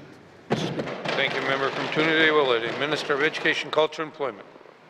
Thank you very much, Mr. Speaker. So, Mr. Speaker, within our school funding formula, we have accounted within the Department of Education, Culture and Employment for different positions within schools. The federal government, with their program, accounted for putting other positions in schools that were different from the method of supporting schools that ECE had in place. So, for example, there was program support teachers that are funded through Education, Culture and Employment. Those program support teachers are funded through our Inclusive Schooling Directive, and already last year we have jump-started the process of reviewing our Inclusive Schooling Directive to make sure that we are doing this work properly, and that work is already underway. Thank you, Mr. Speaker. Minister of Education, Culture and Employment. Oral questions. Member from Moultrie. Merci, Mr. Speaker. Mr. Speaker, thank you. It's good to see my two pagers in here, Nikolai and Shiloh. Mr. Speaker, thank you, Mr. Speaker. Can the Minister of Housing explain what specific plans are in place to ensure transitional housing and wrap-around supports like those offered in Yellowknife are extended to small communities across the NWT? Thank you. Member from Moultrie. Minister responsible for Housing and NWT. Mr. Speaker, I was waiting for you to. That's okay. Thank you, Mr. Speaker, and thank you to the member for the question. Transitional housing and wraparound supports, it's required all across the Northwest Territories. Looking at our waiting list, looking at Betchico, we have over 130 families waiting for housing. In your member statement, you indicated some applicants may wait their entire lifetime for housing. So the work we do at housing, the money that this Legislative Assembly has approved over the next number of years, the federal engagement piece, the working with the cabinet, the federal cabinet, working with the new federal housing ministers, these are the conversations we're going to have. This is the vision that we have. This is a priority of this Assembly. So continued good work and advocacy. Thank you, Mr. Speaker. Minister responsible for Housing and NWT. Member from Moultrie. Thank you. Thank you, Mr. Speaker. Given that the $2 million federal territorial funding for transitional housing is limited, how does the minister plan to prioritize or supplement this funding to meet the urgent need for temporary housing with wraparound support in regions like Cleacho? Thank you. From Moultrie. Minister responsible for Housing and NWT. Thank you, Mr. Speaker. In my most recent visit to Betchico and hopefully going into Wati over the summer, I see the need going into the communities, looking at what people need in communities to survive, and transitional housing is one of those pieces, including shelter space, including warming shelter space, including transitional housing, including our THARP, including public housing, including market housing. So there's a huge need in the housing continuum across the north, and the Cleacho region is one of those regions and ridings that need housing. And again, we have to look at this on a territorial basis. We have 32 communities in the Northwest Territories that we provide public and social housing to. So these are the decisions we make, and hopefully the plan over the next 3 years will encompass that decision. Thank you, Mr. Speaker. Minister responsible for Housing and NWT. Final supplementary. Member from Moultrie. Thank you, Mr. Speaker. Mr. Speaker, can the minister say how the department is working with other GNWT departments like Health and Social Services and with Indigenous government to expand programs like northern pathways to housing and ensure they include long-term social supports for residents with addictions. Thank you. Minister responsible for Housing and WT. In this cabinet, we are discussing housing all the time with the different departments, including justice and health, and education, culture and employment and infrastructure, and then with finance and our premier involved constantly. Housing is a priority of this government. We work towards that. How do we move ahead? That's important. So we need to have plans in place, including transitional housing in all communities. But how do we get there? We need to get the funding and supports working alongside Indigenous governments who are receiving distinction-based funding through the federal earned funding. So these are engagements that we have at the Council of Leaders, engagements we have in bilateral discussions and face-to-face discussions and phone calls and conversations that we continue to press the need for housing in our communities. Thank you, Mr. Speaker.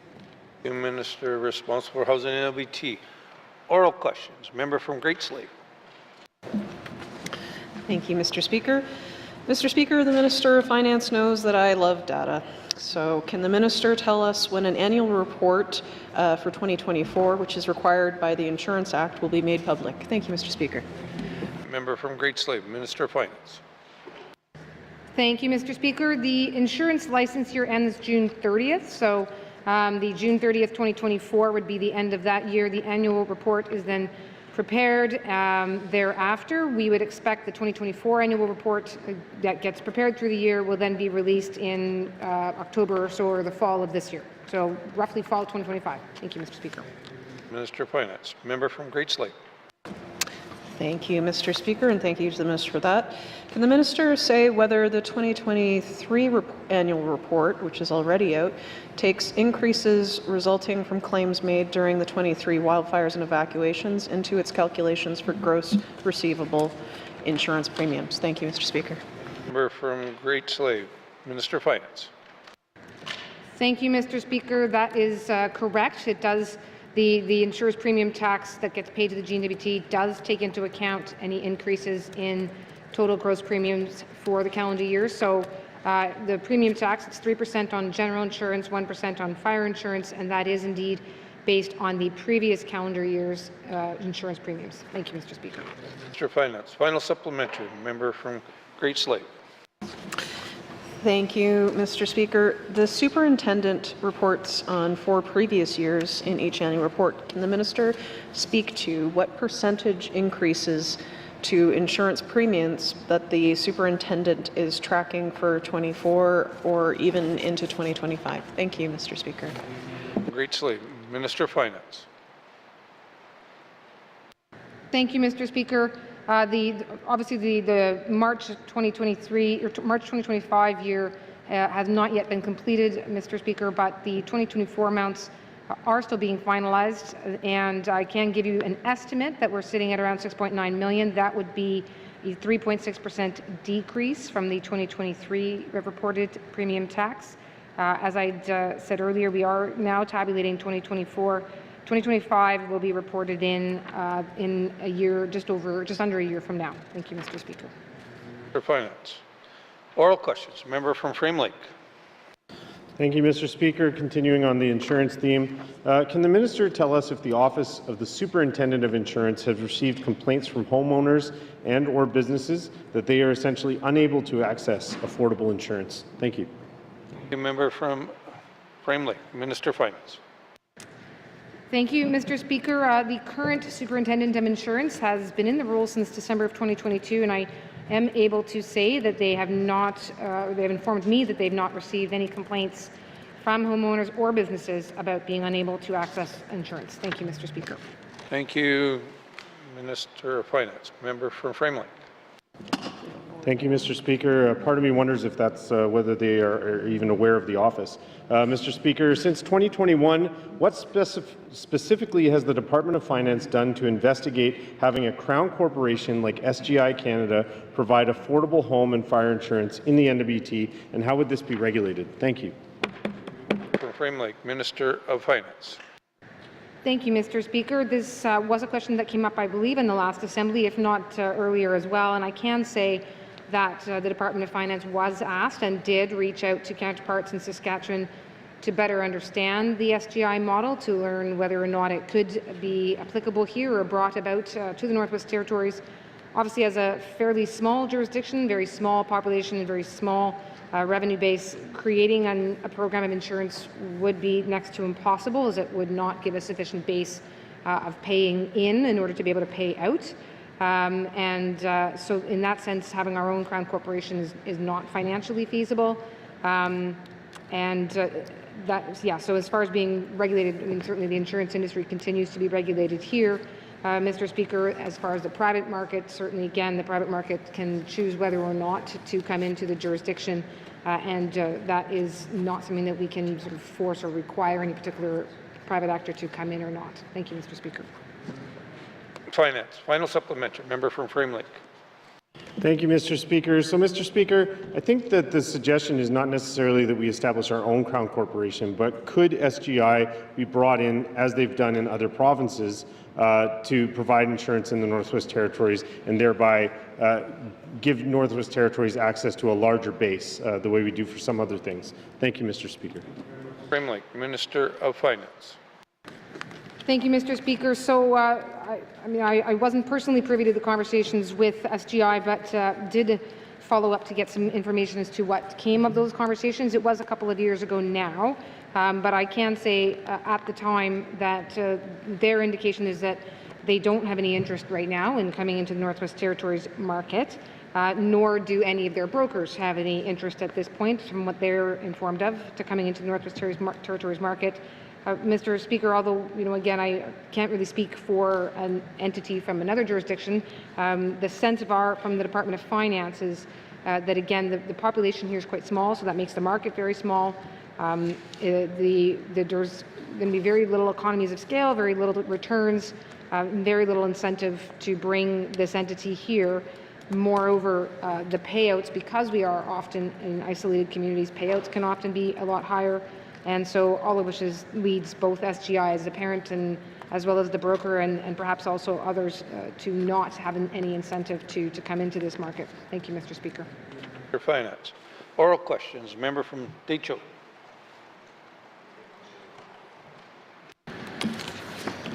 Thank you, Mr. Speaker. My questions are for the Minister for NTPC. Can the Minister explain whether there's currently a plan in place to supply power to Fort Providence and Kakisa from the Tolston Hydro Project? Thank you. Member from the Decho, Minister responsible for NTPC. Thank you, Mr. Speaker. Mr. Speaker, this is actually a GNWT project, and so in that sense, there is a plan. There certainly is a strong desire to see an opportunity to run a transmission line from just outside of Hay River through past Kakisa and up into Fort Providence. That represents that extra bit would represent about 15% of our total emissions, and obviously a significant reduction on reliance of diesel, which has very volatile prices to the residents in those regions. So that there is this plan in the way. It already has regulatory approval to get to constructions. We have an application in with the federal government for funding. Mr. Speaker, one thing is we are still having some positive conversations with our friends at Naka Power. They are the distributing agent in Fort Providence and also in Kakisa, and so it's important that we discuss with them how we are going to find a way to put all this together, knowing that we don't, as GNWT or NTPC, own all of that infrastructure. So that is a conversation we've had not too long ago, and I will be following up with them so we can move the project along. Thank you. I think now you're saying you're the Minister responsible for strategic infrastructure, energy, and supply chain. So, member from Decho. Thank you, Mr. Speaker. Will any of the work for projects in the region lead to the creation of new jobs within NTPC? Thank you. Thank you, member from Decho. Minister responsible for strategic infrastructure, energy, and supply chains. Thank you, Mr. Speaker. Mr. Speaker, I can say we're right now bringing what was a sort of 60% design project up to a higher level of certainty, and with that would come more of the analysis on whether or not there are any further opportunities.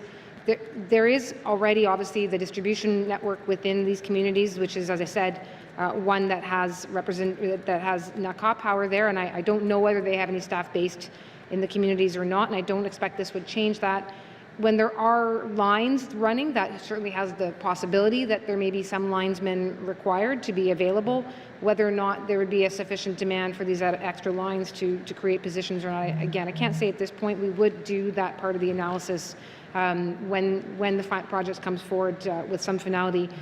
I would say, Mr. Speaker, that having more reliable, more sustainable, and hopefully more affordable energy does benefit the community and can certainly, if that brings costs down, hopefully spur some business activity. Thank you, Mr. Speaker.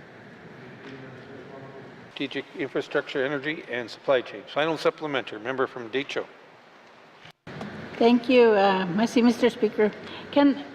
She probably answered a little bit of this, but I need it to be on the, say it again. Can the minister say whether this work is dependent on applications for federal funding or more part of our government's budget initiatives? Thank you, Mr. Speaker. Decho, Minister responsible for Strategic Infrastructure, Energy and Supply Chain. Thank you, Mr. Speaker. We are waiting to hear back from the federal government. We do have an application in for the full funding. The importance of having 100% public dollars on this is that means that it doesn't go on the ratepayers. It doesn't add to people's costs of power, which of course are, as I said earlier today, the highest in Canada. So it's very important, as the minister responsible, that we are not putting this on the backs of ratepayers, even though we want to ensure they have sustainable and reliable energy. We don't want people to be paying for costs that they just can't be paying these extra costs, even in the face of needing the infrastructure. So it is very important that we get the 100% dollars, and that application, as I said, is in. The other issue again is that we find a path forward with our friends at NACA, so that we are working together with them and ensuring a collaborative path forward for an asset, again, that is their distribution franchise, but our transmission opportunity or our generation asset, and I'm confident that we will find that path forward. Thank you, Mr. Speaker. For Strategic Infrastructure, Energy and Supply Chains. Oral questions. Member from the Sud 2. Thank you, Mr. Speaker. Following up on my statement, my questions is to the Minister responsible for infrastructure, energy and supply chains. My first question there, Mr. Speaker, what work is the GWT doing so that this project, or the Mackenzie Valley Highway, is ready to be one of the projects the federal government is describing as a nation-building project? Thank you, Mr. Speaker. 2, Minister responsible for Strategic Infrastructure, Energy and Supply Chain. We got to come up with a shorter acronym. Minister. Well, thank you, Mr. Speaker. I've had to practice it several times, Mr. Speaker. Mr. Speaker, I appreciate the question. There's a lot of work that is happening. We are still, of course, actively involved with our MOU partners, and together with them are reviewing an update to the business plan, to a final business plan, so we can have that ready to go with, obviously the business plan is an advocacy document, but it also updates the final costing. We are working through the final remaining information requests. I believe at last count we were well over 400, and we are down to the last few. We did ask for a short extension on a few of them so that we could work with the community of Ridley and the Pedzakay First Nation on some of the information they have provided. I had the opportunity to travel there just earlier this month and had very positive engagement with the community to ensure that they are properly being reflected in the proposed project. With those two things in hand, Mr. Speaker, that will allow, or with the business case, and then with the project proceeding through the board and through the board process, my understanding is that we are still on track for the work plan to have the EA done this year. Thank you, Mr. Speaker. Minister responsible for Strategic Infrastructure, Energy and Supply Chains. Member from the Sud 2. Thank you, Mr. Speaker, and thanks to the Minister for that information update. I can see my constituents are getting very happy. I see the smiles. My next question is, will the GNWT work with the communities of the Sud 2 so that they are ready for this project? Masi. Member from the Sud 2, Minister responsible for Strategic Infrastructure, Energy and Supply Chain. Thank you, Mr. Speaker.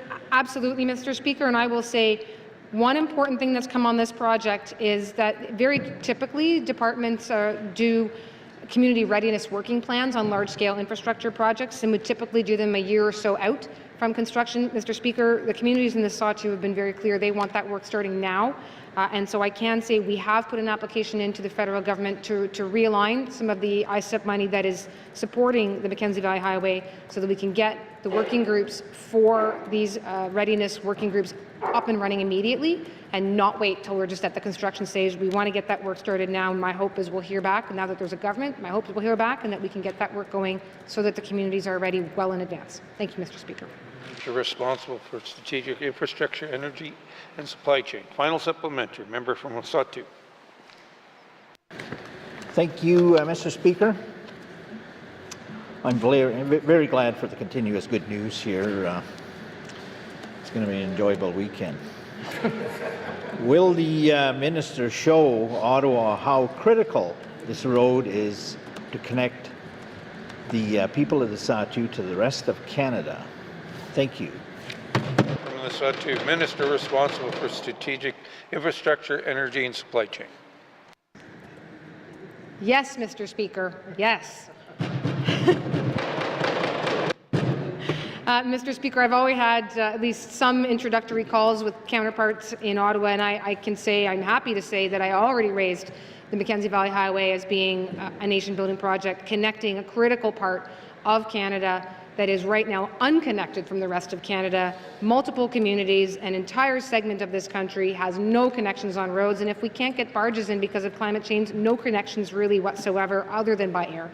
We can't have that. That's not Canada of the future. It's not the building Canada that we are hearing the federal government talking about. So yes, we will be in Ottawa. In fact, member might have a nice weekend. I'm flying this weekend, and I'm flying to Ottawa, and I will take this message with me. Thank you, Mr. Speaker. Responsible for strategic infrastructure, energy and supply chain.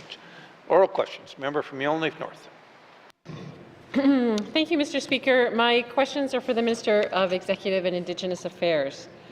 So, following challenges around the encampment last summer in the middle of the city of Yellowknife, I know that the GNBT has been working hard throughout the winter to establish better relationships with shelter providers, to get to know members of the unhoused population and their specific needs, and to get new transitional housing initiatives off the ground. However, it's unclear whether there was any specific planning around what to do about any future encampments, and now we have new encampments at locations popping up within the city of Yellowknife. And so I understand that the average occupancy rate at Yellowknife shelters has been only 87% since last October. But was the GNWT operating on the assumption that given adequate shelter space, there would be no encampments to deal with in the city this summer? Thank you, Mr. Speaker. Yellowknife North, Mr. Premier. Thank you, Mr. Speaker. And the member's correct. We did take a number of steps to ensure there were enough shelter beds. And so that was funding NGOs to increase the number of shelter beds. We had the on-the-land transitional housing program running for a couple months in the winter. We hoped to already have a transitional housing set up for this summer, but it's been delayed a little bit. So between the shelter space increase and the transitional housing increase, we were hoping to be able to address any shortfall that we have in spaces, beds. That being said, people are going to do what they're going to do, and some people would rather stay in a tent, and they are going to set up that tent and stay in there even if there are beds available. So I was never under the impression that we would have no encampments ever again in the territory, even if we had all of the adequate space that we needed. So I would say the assumption was not that there would be no encampments. Thank you. Mr. Premier, member from Yellowknife North. Thanks to the Minister for that answer. So now that we have better awareness that encampments are not necessarily related to a shortage of shelter space per se, but perhaps shortages in the broader housing continuum or people's preference for how they want to live, is the GNBT preparing to do some longer-term planning around identifying some specific suitable space for an encampment in consultation with neighbours? Thank you, Mr. Speaker. From Yellowknife North. Mr. Premier. Thank you, Mr. Speaker. Yes, as I mentioned yesterday, understanding that even with adequate space there will be encampments, we want to ensure that where those encampments might set up are places that are not disruptive to neighborhoods. And so we are looking at different locations around the city and trying to figure out where might be an appropriate location. And then the plan is to try and work with those at the encampments and their legal representatives to try and relocate them to a more suitable location. Thank you. Final supplementary, member from Yonge North. Thank you, Mr. Speaker. So we have heard from the lawyer spokesperson for the encampment residents that they've been looking for advice or direction from the GNWT as to which lots or specific areas might be suitable. So has the GNWT already given such advice as to what specific areas might be off limits or what specific lots might be preferable to the current encampment residents? Thank you, Mr. Speaker. Thank you, member from Yonge North. Mr. Premier. Thank you, Mr. Speaker. There have been discussions. I'm not. I'd have to get back to the member to find out if a specific address was provided, but those conversations have begun. Thank you. Oral questions. Member from Yonge Centre. Thank you, Mr. Speaker. On the similar topic or same topic as the previous speaker, I don't share her points of view very closely, although I do share the humanity of the issue. I want to say that undoubtedly. Mr. Speaker, I feel that what's important to stress before I get to my question is I may be critical of this government, but at times defined as feisty, but I feel something's being missed in this articulation. To imply that there isn't shelter options or the shelters are full, there isn't to imply there's treatment or counseling supports aren't available, there's food available for the record, there's beds for available. Certainly, Mr. Speaker, and there's facilities. Mr. Speaker, what is the major holdup of identifying spaces for these folks to move to so the residents are no longer in a situation that they feel unsafe? So what's the delay in identifying these safe spaces that these people can be parked into? Thank you. Mr. Premier. Thank you, Mr. Speaker. There's no delay. The work is happening right now. Thank you. Mr. Premier. Member from Yonge Centre. Mr. Speaker, what is the plan to communicate this to members and the public, and is there a way to get this sorted out before the weekend? Because we have them stealing fences now, and it's been reported to the RCMP. I have a phone number. Mr. Speaker, is there a way to get this into action before the weekend, before more destruction and safety become compromised? Thank you. Yonge Centre. Mr. Premier. Thank you, Mr. Speaker. I'm not. I haven't been part of those conversations with the legal representatives. I haven't actually gone down to the encampments and spoken with the folks there. So I can't tell the member or the House what their desire is to move at this point. Maybe they have no plans to move, and even if we had a great spot for them, they wouldn't want to go. So I can't make any commitment about what a private citizen is going to do. Thank you. Thank you, Mr. Premier. Final supplementary. Member from Yonge Centre. Thank you, Mr. Speaker. Mr. Speaker, I'm not really hearing the government wants to do anything other than wait. Is the plan to wait and sit this out, or is the plan to actually engage and try to put better options on the table so businesses, the community will feel safe again, Mr. Speaker, and a responsible place for them to go could be quickly identified on NWT lands? Will the Premier step up, maybe even meet with these people and have this conversation? Thank you. Member from Yonge Centre. Mr. Premier. Thank you, Mr. Speaker. So I'll answer one of the questions in there. So what's happening now is that the different entities who are involved in this are meeting. Government of the Northwest Territories, the City of Yellowknife, the RCMP, a number of different organizations are all meeting.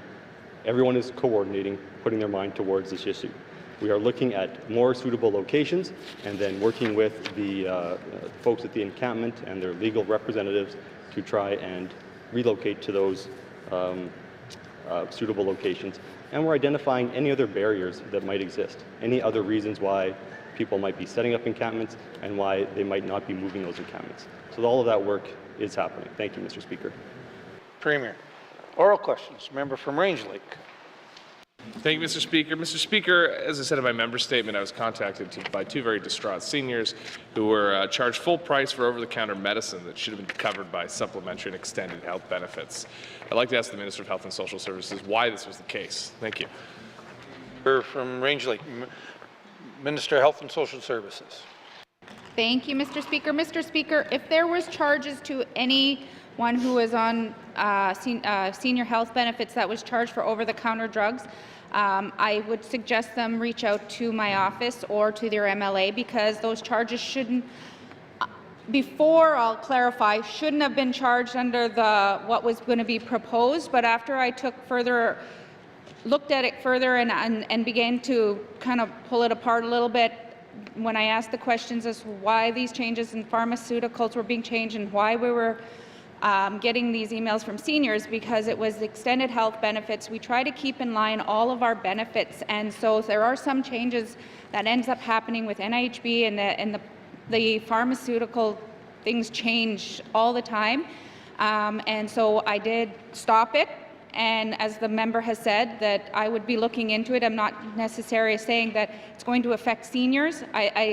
What I'm saying is that we are looking at what change made that was actually going to implement, why it was going to impact seniors, and how are we doing this across the equitable lens of NIHB, Métis benefits, and our extended benefits, because my understanding is those are all supposed to be the same, except for with the hierarchy of the income testing on the extended health benefits. So if there are charges to seniors, please reach out, because those shouldn't have been charged. Thank you, Mr. Speaker.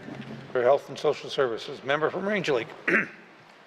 Thank you, and I want to recognize the minister did stop it, and I thank her for that. But Mr. Speaker, why did these happen in the first place if they were only being looked at? Why was this implemented and then rolled back? Is this a case of a runaway department, or is the minister making these decisions herself? Thank you.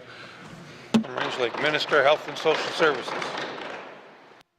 Thank you, Mr. Speaker. Mr. Speaker, what I would like to say is the benefit pharmacy, I don't know how to say it very easily without a lot of words in this time, because our extended health benefits is multiple programs together. So pharmacy goes through Alberta, and there is the changes that were made, and they implement our senior benefits and our extended health benefits and our Métis benefits. But for each program, they're supposed to be simultaneously done. The one thing that they were looking at under restoring balance was how do we, if there's changes to over-the-counter drugs, if they're in other areas, then they should all fall in line. And then when that came back, there were some changes in some. Then because of the way that it goes through Alberta Blue Cross, it went across the board, which it shouldn't have, because things are they're all different within their system. So I needed to have more clarity of why that happened. We do not administer the Blue Cross. We give them the information, and they're supposed to do this. So that's why I stopped it. It shouldn't have affected the senior benefits. After further looking at it and having more conversations, one of the things that I did ask is, why are we being charged so much when it looks like there's 63% of the fees of the over-the-counter charges are for pharmacy services? So on a $3 prescription of something, we're being charged an extra $15 for that. So how can we do it different so that these are over-the-counter drugs? How can we do it different that we're not having to pay that much cost? And then, so looking at the cost of it, I just said, let's just stop it. We'll do more investigation as to what went wrong with the senior benefits, and just ensuring that all of our other benefits are streamlined across, so that way it's not affecting anybody inequitably. Thank you, Mr. Speaker. For Health and Social Services, final supplementary, member from Range Lake. Thank you, Mr. Speaker. Mr. Speaker, will the Minister of Health and Social Services give Northern seniors her word that there will be no increases to seniors' benefits, no cuts to seniors' benefits for as long as she is minister? Hear, hear, no cut. Thank you, member from Range Lake, Minister of Health and Social Services. Thank you, Mr. Speaker. Mr. Speaker, as long as I am the minister, there will be no changes to the senior benefits. As all of the benefits that are on the table, like I said, even with the extended benefits, those changes, we're going to be doing the review, so those discussions will happen later on this winter. Thank you, Mr. Speaker. Thank you, Minister of Health and Social Services. Oral questions. Member for Mophie. Thank you, Mr. Speaker. Seniors aging in place. Mr. Speaker, helping NWTs live independently at home for as long as possible is important. We know that. My neighbor in Betchacon lived at home to the wonderful age of 99 years old. We called her Mama Cho. Housing NWT has a senior aging in place program with funding available for residents 60 and older to lower home energy costs or to do home repairs. So one of the questions, Mr. Speaker, one of the requirements for seniors aging in place funding is that the resident owns a home. Can the minister outline what specific policies are in place to lower home energy costs or to complete repairs for elders who are currently renting housing NWT units or do not yet own a home? Thank you. Minister responsible for housing NWT. Thank you, Mr. Speaker, and thank you to the member for the question. Housing NWT has various housing programs, housing assistance programs to help those that need to upgrade their home, renovate their home, have their home become more energy efficient. There's different type of programs like the Senior Aging in Place. We have a mobility program. We have an emergency repair program. We have a number of different programs that are advertised throughout the Northwest Territories. Thank you, Mr. Speaker. Minister responsible for housing NWT. Member for Mophie. Mr. Speaker, can the minister say how long elders are waiting for housing? And is NWT Housing developing any rent-to-own program for elders? Thank you. For Mophie. Minister responsible for housing NWT. Mr. Speaker, that's a difficult question because the seniors are encompassed in the entire public housing program. So the local housing organizations manage our public housing program through the Community Housing Services Agreement. So that encompasses all communities and all population, all ages, including seniors. So that's very important to highlight. And in terms of seniors aging in place, again, like transitional housing, the question she asked earlier, this is something that is needed throughout the Northwest Territories because seniors are looking for proper accommodations to age in place in their community. Thank you, Mr. Speaker. Minister responsible for housing NWT. Final supplementary. Member for Mophie. Okay, thank you. So what is the difference between Seniors Aging in Place program and the Seniors Home Repair programs, and are there any comparable programs for elders renting a unit? Who are you renting? Thank you. Member for Mophie. Minister Housing NWT. Thank you, Mr. Speaker. Again, the Seniors Home Repair Program and the Senior Aging in Place Program, these are complementary programs that Housing NWT offers throughout the Northwest Territories. Thank you, Mr. Speaker. Minister responsible for housing NWT. Oral questions. Member from Frame Lake. Thank you, Mr. Speaker. Mr. Speaker, I'd like to ask the Premier some questions related to mandate implementation. In particular, can the Premier provide me with an update on the mandate commitment to better streamline administrative processes, policies, and legislation across government to enhance the capacity of the public service to work better together? What actions to date have been taken to implement this commitment? Thank you, Mr. Speaker. Frame Lake. Mr. Premier. Thank you, Mr. Speaker. It might not sound like a big question, but that's a big question. We're talking about a culture change in the government, really, and how we do business across government. But I'm happy to report that there are a number of initiatives underway. I'll just start with something simple. Sometimes streamlining just means defining roles, so people actually know what their role is relative to other departments, and enabling departments to work together with that understanding. And so one thing that we have started doing is creating project charters when there is an initiative that cuts across different departments. That way it brings departments together, they all know what they're doing, and no one's duplicating efforts, and everyone's in the know. So that's one thing that we are bringing in slowly to help acclimatize everyone to it. We are developing new artificial intelligence guidelines because the future of administration is going to rely heavily on artificial intelligence. And so that is going to assist employees with their work. So we're working with other governments, coordinating, looking at best practices, and really all governments in Canada. They're at this project is at its infancy everywhere. And so we're really working on the same timelines as other governments. We're making amendments to the Public Service Act to update the legislation to reflect current practices in job evaluation, hiring, and labor relations. We are, one of the things that I'm happy about is that we're reducing the number of strategies and frameworks that we have in the government. I was Minister of ECE for years before I realized that we even had some certain strategies. So clearly those aren't working the way they need to. So by reducing those and streamlining things, we'll become more efficient. I'll leave it at that for now. Thanks, Mr. Speaker. Mr. Premier, member from Frame Lake.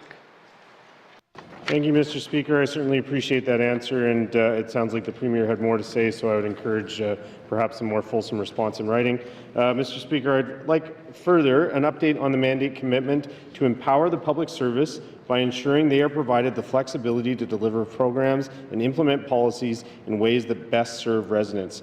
Mr. Speaker, can the Premier describe what changes have been implemented in the public service to better empower staff? Thank you. Member from Frame Lake, Mr. Premier. Thank you, Mr. Speaker. And so that question really gets to integrated service delivery. And so we are advancing integrated service delivery across the territory. We're starting small. Once again, we don't want to try and do this all at once. We want to learn lessons on how we can better work together and better empower employees to make decisions that are in the best interest of residents and aren't administratively burdensome. So we're establishing regional locations in 5 communities to explore how to reduce the regulatory and policy burden on both the public service and the residents. We're also embarking on an NGO support program, which will empower the public service by identifying internal barriers and streamlining supports to allow residents to focus on healing and making productive choices. So by working with NGOs, we actually become more flexible. There's more ability to do different things compared to us doing it alone as government. So maybe I'll leave it there for now. Thanks, Mr. Speaker. I see the clock ticking. From Frame Lake, final supplementary. And please be succinct with your question. Mr. Speaker, when I think of empowering staff, I think about reducing hierarchy and actually empowering staff to make decisions, to implement programs. Can the Speaker talk about how they're reducing hierarchy in the public service? Thank you. Thank you, member from Frame Lake. I would assume that's going to the Premier, not the Speaker. So, Mr. Premier. Thank you, Mr. Speaker. So some of these sort of cut across different departments. Maybe the Minister of Finance might be more appropriate to answer that. So what I'll do is I'll tell the member I'll have to get back to him on that one. Thank you. Oral questions. Member from Great Slave. Oh, just under the wire, Mr. Speaker. Thank you so much. Mr. Speaker, as folks might be aware, last night 911 services were impacted, and the government put out a press release saying if you're unable to reach your local health clinic or hospital by phone, go in person for any urgent need. Mr. Speaker, that's pretty impossible if you're unable to move, if you're on your own, when every second counts. I have a constituent who works in medical dispatch and wrote me with his alarming concerns. Mr. Speaker, I would like to know what redundancy plans the Minister of MACA is working on so that future service outages don't result in unsafe situations for residents. Thank you, Mr. Speaker. Member from Great Slave, Minister of Municipal and Community Affairs. Thank you, Mr. Speaker. I would assume that the point that we're trying to get across, that if you were looking for help, you could go anywhere that provides the help, like the emergency department, RCMP detachment, or the fire service in your communities to get the help that you need. When the Northwest Tel takes out these lines for their modernization of equipment, it's kind of out of our hands. So, what could be put in place, it's something we can look into, but at the present time, when they take out these services, it knocks down all our communication, so that's part of the problem. So at this time, we could take take that back and see if there's an option of providing some kind of service in these times where Northwest Tel does do maintenance on their systems. Thank you, Mr. Speaker. Minister of Municipal and Community Affairs. Member from Great Slate. Thank you, Mr. Speaker. Mr. Speaker, will the minister then make some plans to have his department investigate what other jurisdictions do to maintain this critical service even during a telecommunications outage? Thank you, Mr. Speaker. Thank you, member from Great Slate. Minister of Municipal and Community Affairs. Thank you, Mr. Speaker.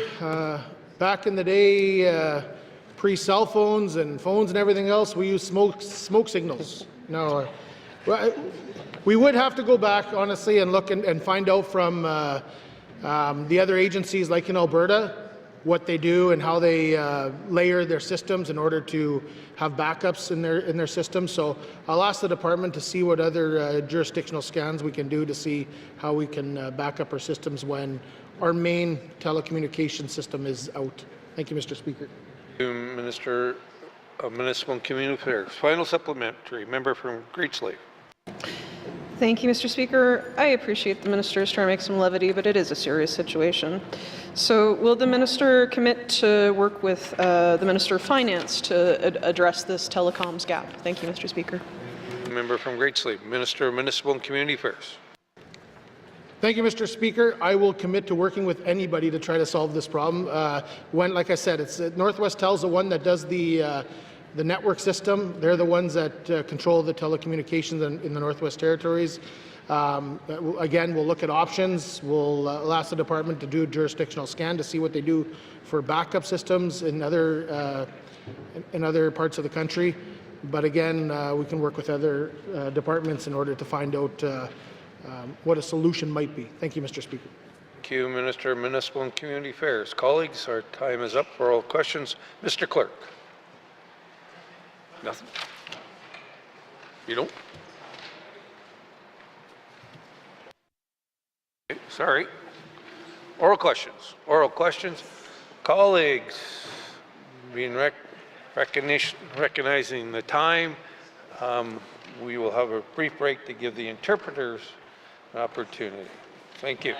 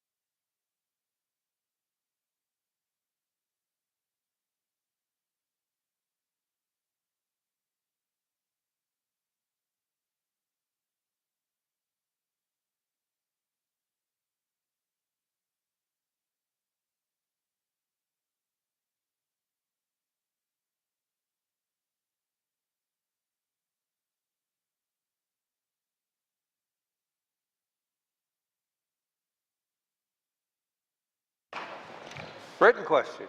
Written questions. Returns to written questions. Returns to written questions. Replies to the Commissioner's address. Replies to the Commissioner's address. Petitions. Petitions. Reports of committee on review of bills. Reports of committee on review of bills. Reports on standing and special committees. Member from Rangeley. Mr. Speaker, your Standing Committee on Public Accounts is pleased to provide its report on the review of the Auditor General's 2024 audit of the Stanton Territorial Hospital Renewal Project and commends it to the House.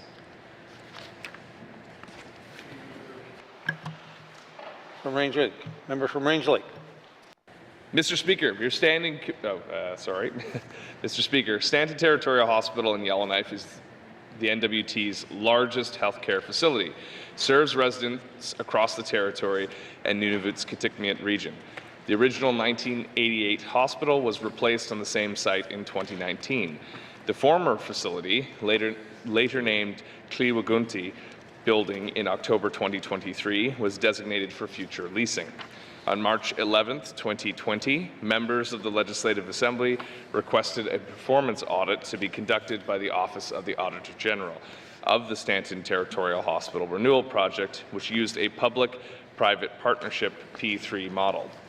The OAG audited the Government of the Northwest Territories, Departments of Finance, Infrastructure, Health and Social Services, and the NWT Health and Social Services Authority to assess whether they fulfilled their responsibilities in the Stanton Territorial Hospital Renewal Project, aka the Stanton Project, and delivered value for money. The audit reviewed project planning, design, construction, selected non-medical operations of the new hospital, and planning and leasing of the legacy facility through document analysis, public records, and stakeholder interviews. The OAG found that the project's original plan to renovate and expand the existing hospital shifted to a full rebuild under a P3 model. However, this major change in scope was not accompanied by a reassessment to confirm whether the P3 still offered greater value than the original request for proposal. Additionally, the OAG found that a 30-year lease agreement for the legacy hospital, initially intended for third-party use, resulted in the government subleasing the building back for its own purposes without required approvals. This made the government a rent-paying tenant in a facility it owns and exposed it to risks that it had intended to transfer. The Standing Committee on Public Accounts has conducted an extensive review of the OAG's report and many of the confidential documents that informed it. Based on this review, committee concludes that the Stanton project was mismanaged throughout its life cycle. From the initial scope change to the final leasing arrangements, the project suffered from weak oversight, inadequate due diligence, and the failure to reassess key financial decisions in light of major changes to the project's scope. The result was a significant cost overrun, with costs rising from an estimated $750 million to $1.21 billion, a $462 million, 62% increase over the originally projected costs reported in 2015 when the project was still under development. This leads committee to conclude that the P3 structure ultimately delivered poor value for money. Taxpayers are now committed to paying rent on a building the government already owns, while assuming long-term risks that were originally intended to be transferred to the private sector. These outcomes reflect systemic failures in planning, procurement, and accountability.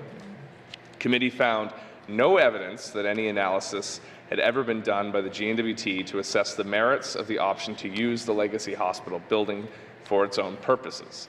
This is concerning to committee, given that the GNWT was aware that there were known space issues for the delivery of healthcare services prior to the establishment of the lease arrangements. Because the analysis was not done, committee cannot verify that the GNWT achieved value for money in their decision-making. Moreover, because the evidentiary record for conflict of interest declarations is also incomplete, committee can neither verify nor disprove that there were real or perceived conflicts of interest throughout the lifespan of the project. While the GNWT has agreed with most of the OAG's recommendations, committee notes that a number of the responses back to the audit report lack substance. In several places, the GNWT states that it is already aligned with the OAG's recommendations and, quote, no further work is required. Committee disagrees.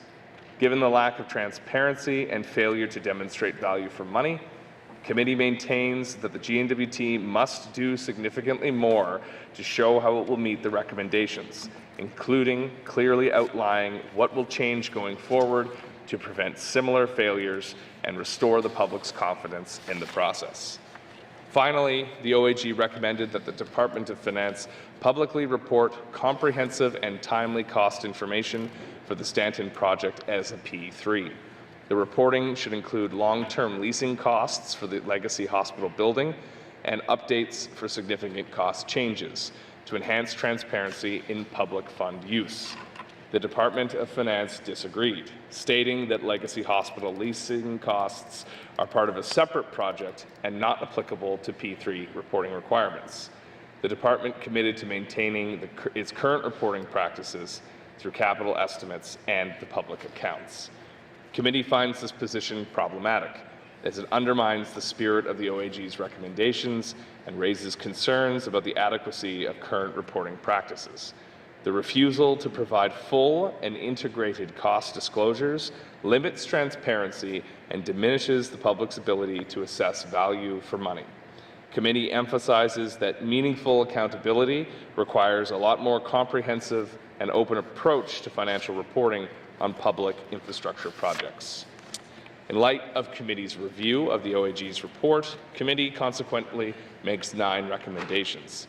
Recommendation 1, the Standing Committee on Public Accounts recommends that the Government of the Northwest Territories provide a detailed and updated response to each agreed-upon recommendation, clearly outlining specific actions taken, timelines for full implementation, and measurable progress to date.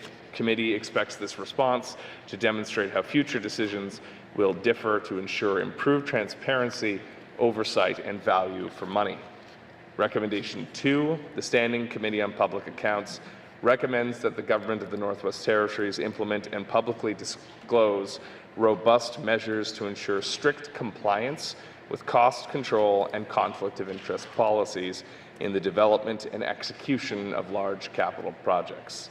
Furthermore, the government should clearly demonstrate through transparent reporting, regular audits, and measurable outcomes how these measures will prevent a recurrence of the mismanagement and ethical concerns seen in the Stanton Territorial Hospital Renewal Project. Recommendation 3, the Standing Committee on Public Accounts recommends that the Government of the Northwest Territories provide a detailed update on how each component of the OAG's recommendation has been implemented in practice.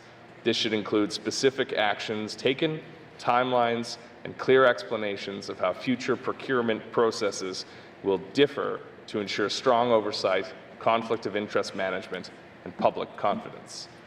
Recommendation 4, the Standing Committee on Public Accounts recommends the Government of the Northwest Territories provide clear, demonstrable evidence of how procurement processes have been improved and how lessons from the Stanton Territorial Hospital Renewal Project have been applied to improve future procurement processes. This should include documented examples of how bidder communications are now consistently recorded, how equal access to information is ensured, and what mechanisms are in place to monitor compliance and enforce accountability across departments. Recommendation 5, the Standing Committee on Public Accounts recommends that the Government of the Northwest Territories establish a threshold as defined by cost, complexity, or risk, and appoint an internal auditor under the Comptroller General or other qualified expert to oversee and scrutinize a project that exceeds these thresholds. Recommendation 6, the Standing Committee on Public Accounts recommends that the Government of the Northwest Territories adopt the most comprehensive and transparent approach possible for reporting public-private partnerships in the capital estimates and public accounts as part of the forthcoming updates to public sector accounting standards and financial reporting requirements. Committee further recommends that the GNWT provide a public update outlining the new approach for P3s and clearly demonstrate how it will meet enhanced standards for transparency, accountability, and fiscal clarity prior to the release of the 2024-25 public accounts. Recommendation 7, the Standing Committee on Public Accounts recommends that the Government of the Northwest Territories either classify Stanton Legacy Project as P3, which was originally procured as a P3 project, or establish in the financial statement discussion and analysis in the public accounts the point in time when this ceased to be the case. Recommendation 8, the Standing Committee on Public Accounts recommends that the Government of the Northwest Territories publicly release sufficient financial and contractual information to substantiate claims that the lease of the Legacy Hospital building represents value for money, including the basis of the reported 30% discount relative to market rates. Recommendation 9, the Standing Committee on Public Accounts recommends that the Government of the Northwest Territories provide a response to this report within 120 days. Mr. Speaker, I move, seconded by the Honourable Member for Nunakput, that the remainder of Committee Report 24-20(1) Standing Committee on Public Accounts report on the review of the Auditor General's 2024 audit of the Stanton Territorial Hospital Renewal Project be deemed read and printed in Hansard in its entirety. Thank you, Mr. Speaker. From Range Lake. To the motion. Question has been called. All those in favour, please raise your hand. Opposed? Abstentions? Motion passed. Member from Range Lake.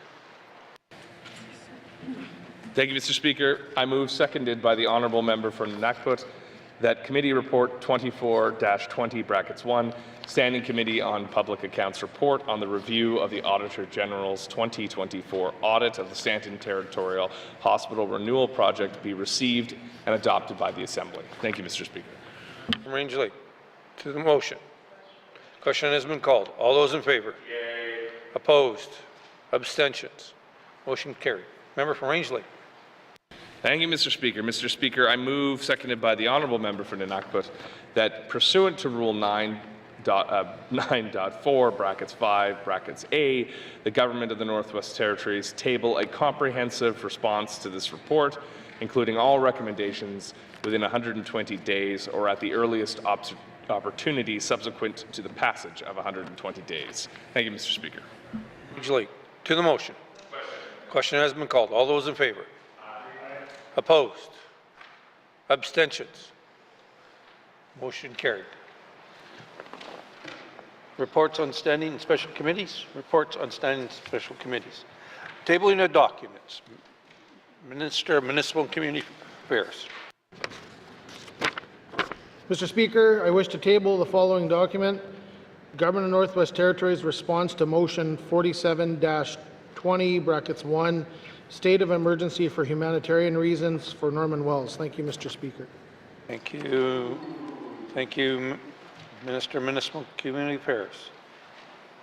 Table of documents. Minister of Environment and Climate Change. Thank you, Mr. Speaker. I wish to table the following 3 documents. Environmental Rights Act Annual Report 2024-2025. Plain Language Summary, Bill 27, an Act to amend the Protection Against Family Violence Act, and Statement of Consistency for Bill 27, an Act to amend the Protection Against Family Violence Act. Thank you, Mr. Speaker. Minister of Environment and Climate Change. Tabling of documents. Minister of Finance. Mr. Speaker, I wish to table the following document, inter-activity transfers exceeding $250,000, April 1st, 2024 to March 31st, 2025. Thank you, Mr. Speaker. Minister of Finance. Tabling documents. Member from Range Lake. Thank you, Mr. Speaker. Mr. Speaker, I wish to table a background or document for the First Responders Compensation Amendment Act. Thank you, Mr. Speaker.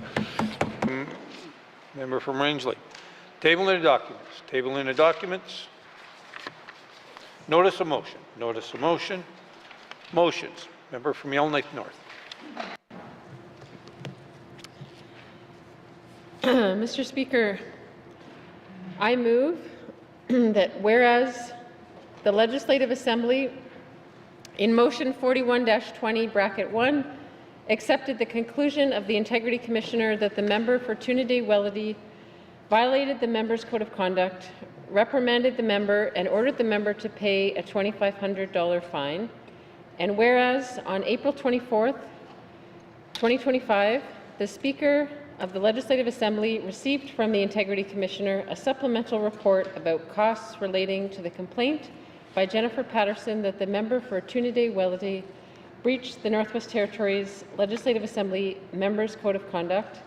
And whereas on May 21st, 2025, the Speaker of the Legislative Assembly tabled the supplemental report from the Integrity Commissioner, identified as tabled document 330-20 bracket 1. And whereas the Integrity Commissioner has recommended that the Legislative Assembly partially reimburse Ms. Patterson for the legal costs she incurred related to the making an investigation of her complaint that the member for Tunde Weledy breached the Members' Code of Conduct.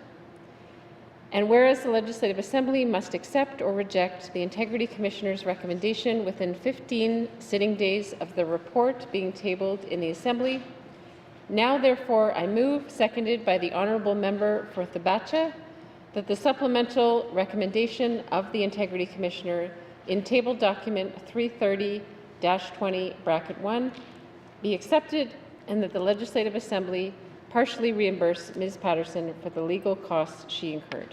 Thank you, Mr. Speaker. From Yellowknife North. The motion is in order. To the motion. Question has been called. All those in favor? Opposed? Abstention? Motion carried. Motions.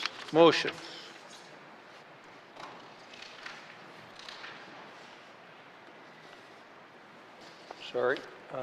First, notice of motions, first reading of bills. Notice of motion, first reading of bills. First reading of bills. Minister of Justice. No, ECC. ECE. Huh? Oh, Minister of Education, Culture and Employment.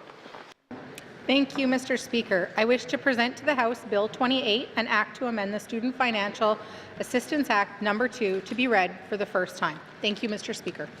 Thank you, Minister of Education, Culture and Employment. Pursuant to Rule 8.2 brackets 3, Bill 28 is deemed to have first reading and is ready for second reading. First reading of bills. Member from Range Lake. Mr. Speaker, I wish to present Bill 29, First Responders Workers' Compensation Amendment Act, to be read for the first time. Thank you, Mr. Speaker. From Range Lake. Pursuant to Rule 8.2 brackets 3, Bill 29 is deemed to have first reading and is ready for second reading. First reading of bills. Second reading of bills.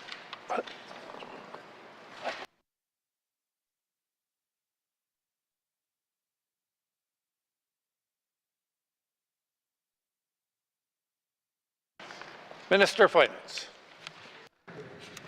Mr. Speaker, I wish to present to the House Bill 30, Supplementary Appropriations Act, Operations, Expenditures and Borrowing Authorization, No. 1, 2025-2026, to be read for the first time. Thank you, Mr. Speaker.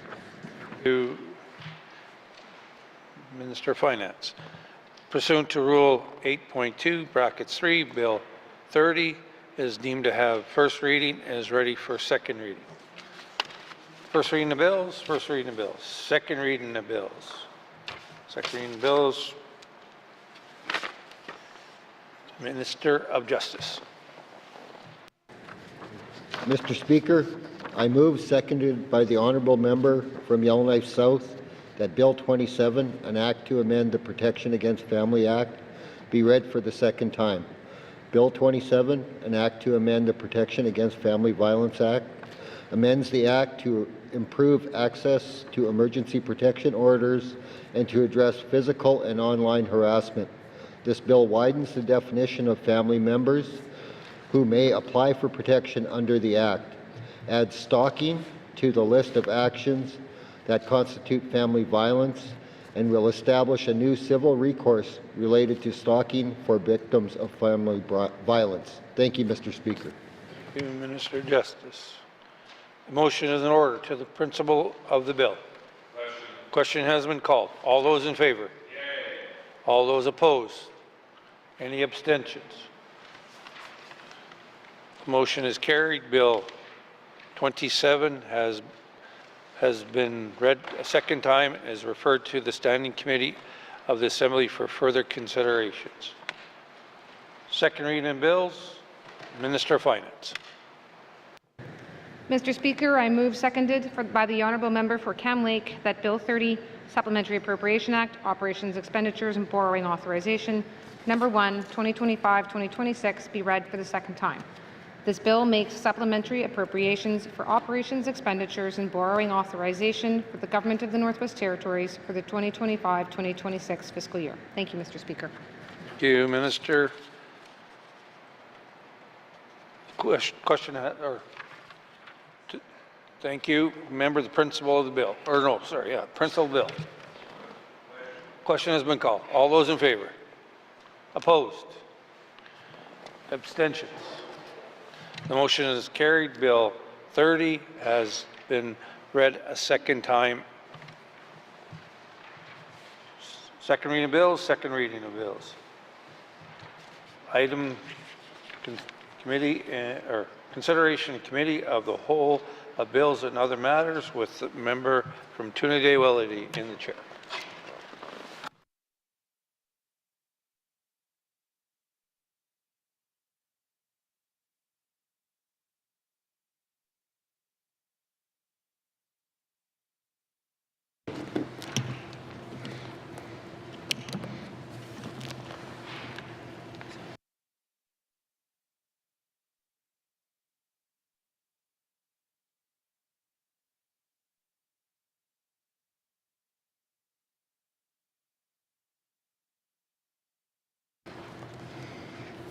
Calling the committee to order.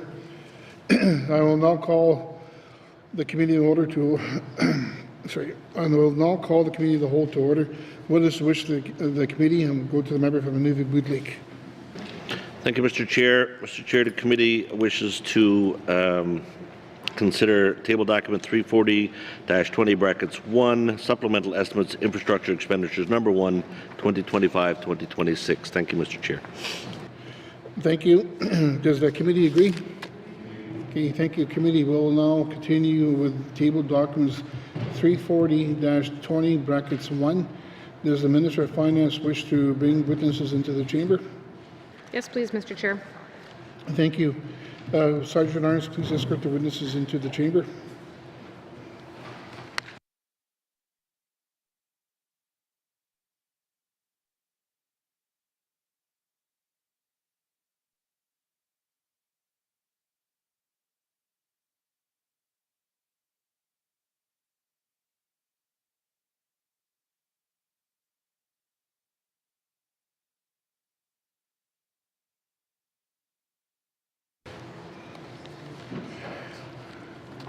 Minister, please introduce your witnesses. Thank you, Mr. Chair. On my left, Bill McKay is the Deputy Minister of Finance, and on my right, Mandy Bolstad is the Deputy Secretary to Financial Management Board. Did it without notes. Okay. Thank you. Members, we will continue with the industry and tourism.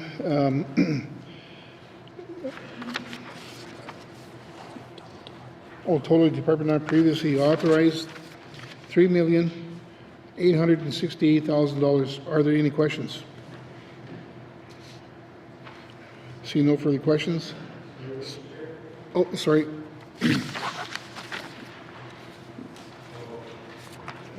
That's it.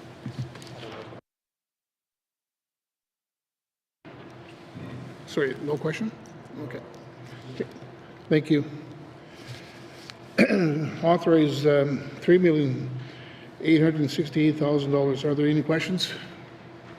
Seeing no further questions, supplementary estimates. Infrastructure expenditure, number 1, 2025-2026. Department of Industry and Tourism and Investment. Capital investment expenditure, Total department not previously authorized, $3,868,000. Does committee agree? Thank you. Committee will now consider the Department of Infrastructure on page 15. Assets management not previously authorized, $26,180,000. Are there any questions? Seeing no further questions, supplementary estimates, infrastructure expenditure. Number 1, 2025-2026. Department of Infrastructure, capital investments, expenditures, asset management not previously authorized, $26,180,000. Does the committee agree? Okay, thank you. Energy and strategic initiatives not previously authorized, $12 million. Are there any questions? Seeing no further questions, supplementary estimates, infrastructure expenditure. Number 1, 2025-2026. Department of Infrastructure capital investment expenditures, energy and strategic initiatives not previously authorized, $12 million. Does the committee agree? Programs and services not previously authorized, $4,813,000. Are there any questions? See no further questions. Supplementary estimates. Infrastructure expenditure. Number 1, 2025-2026. Department of Infrastructure capital investment expenditures. Programs and services not previously authorized, $4,813,000. Does the committee agree? Thank you. Department not previously authorized, $42,993,000. Are there any questions? Seeing no further questions, supplementary estimates, infrastructure expenditure. Number 1, 2025-2026. Department of Infrastructure capital investment expenditure. Total department not previously authorized, $42,993,000. Does the committee agree? Thank you. Committee will now consider the Department of Justice on page 17. The correction not previously authorized, $752,000. Are there any questions? Seeing no further questions, supplementary estimates, infrastructure expenditure. Number 1, 2025-2026. Department of Justice. Capital investment expenditures, corrections not previously authorized, $752,000. Does committee agree? Thank you. Court services not previously authorized, $3,477,000. Are there any questions? I'm going to go to the member from Yellowknife North. Thank you, Mr. Chair. So listed under here is an amount that's not an offset by a lapsed amount, and it's not, doesn't appear to be offset by revenues from the Government of Canada. So there's an extra $2.3 million for funding for planning and design activities related to the Yellowknife Courthouse infrastructure project. Can the minister explain what that's about and why that was not foreseen earlier in our main budget? Thank you, Mr. Chair. Well, thank you. I'm going to go to the minister to the question. Thank you, Mr. Chair. Mr. Chair, this is an amount that is in response to concerns that have been raised by the judiciary. Now, I will answer maybe the last question before the first, which is whether or not it was foreseen. Mr. Chair, obviously, I shouldn't say obviously, but judiciary has raised concerns about the state of the building and whether or not it was adequate and fit to purpose over the course of some time. And there have been, over the course of time, different efforts to try to alleviate those concerns. what has been raised and what is proposed to be done on this present occasion. There's a number of specific risk areas, namely the spacing and whether or not it provides sufficient space to, for example, accommodate juries and have a separated space from the common areas when there's a jury that is hearing a jury trial, and particularly if they're being when they're entering into deliberations.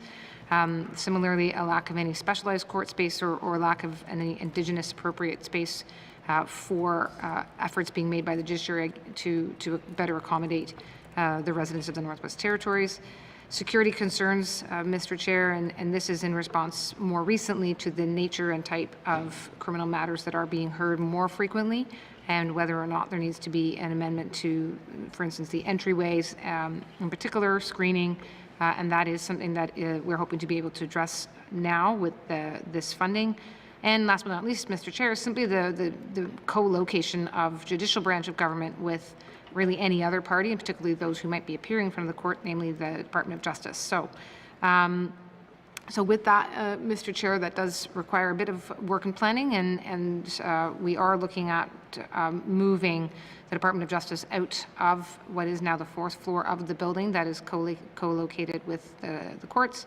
This is in part meant to start to immediately deal with some of the security issues, but then also to line up to dealing with where and how to move the legal division out, and to be able to create a space that is more appropriate for the court usage exclusively. Thank you, Mr. Chair.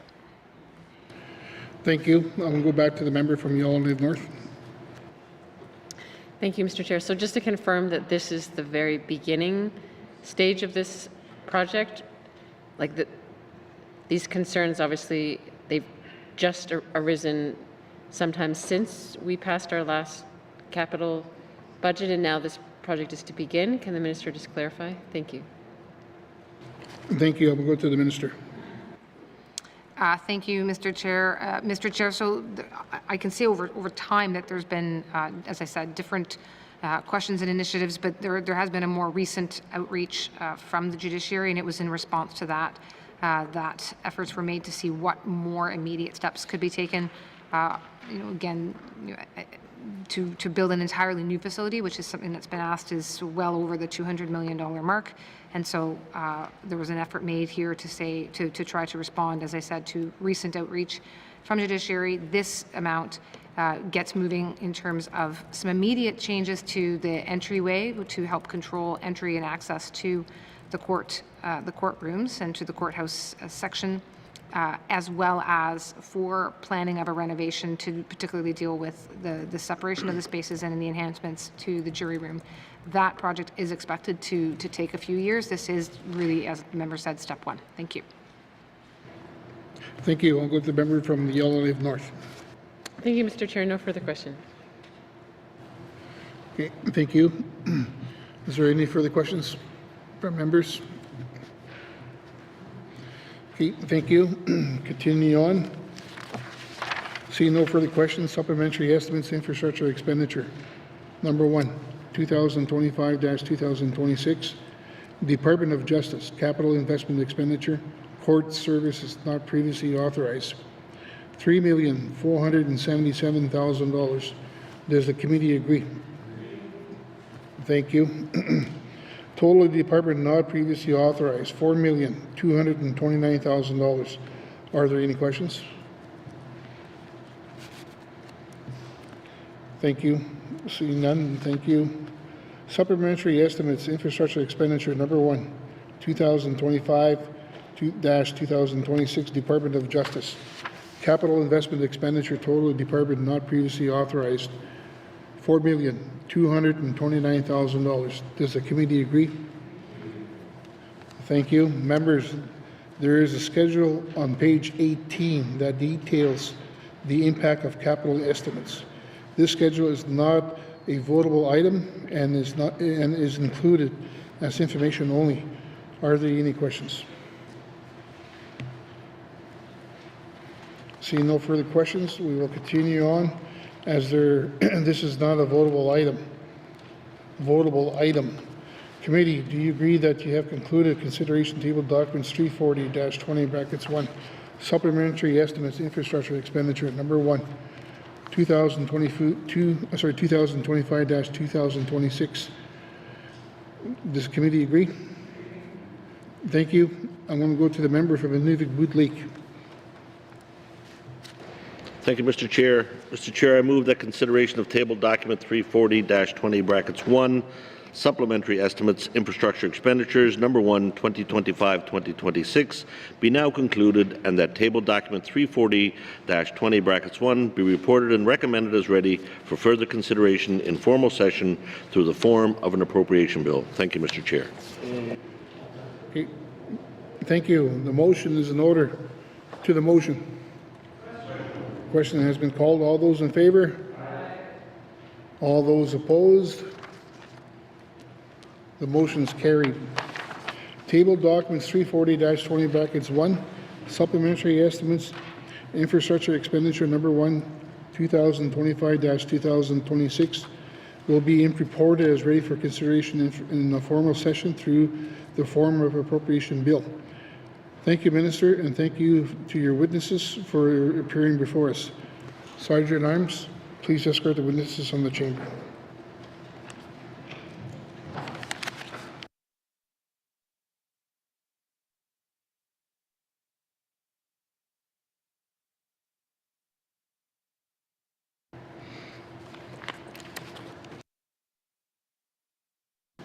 Thank you. I'm going to go to the member from the Nunavut-Bootleek. Thank you, Mr. Chair. Mr. Chair, I move the chair rise and report progress.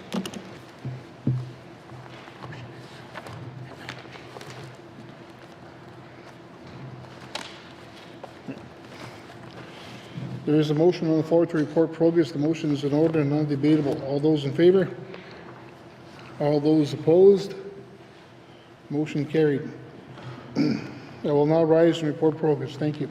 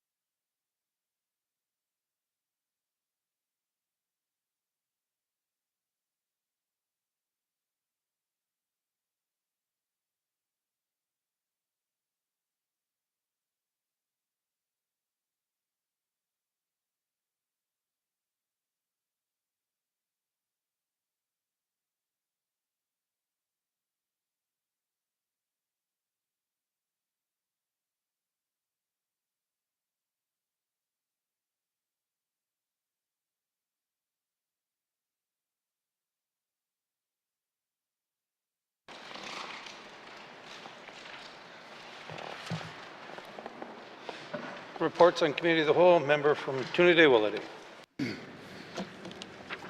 Mr. Speaker, your committee has been considering table documents 340-20(1) and would like to report progress with one motion carried.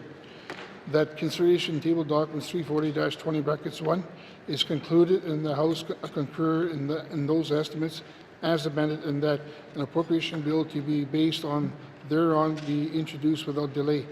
And Mr. Speaker, I move that the report of the Committee of the Whole be concurred with. Thank you, Mr. Speaker. Member from Trinidad-Willity. Can I have a seconder? Member from the Deitcho. All those in favor? Or no, yeah. To the motion. Question's been called. All those in favor? Opposed? Abstentions? Can't vote all the time there, Minister of Municipal and Community Affairs. Only can vote once. Motion carried. Third reading of bills. Third reading of bills. Minister of Finance.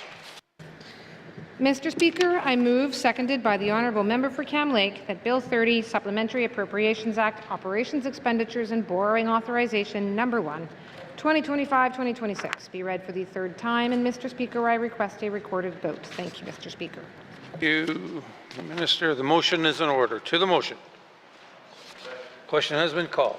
Minister has asked for a recorded vote. All those in favor, please stand.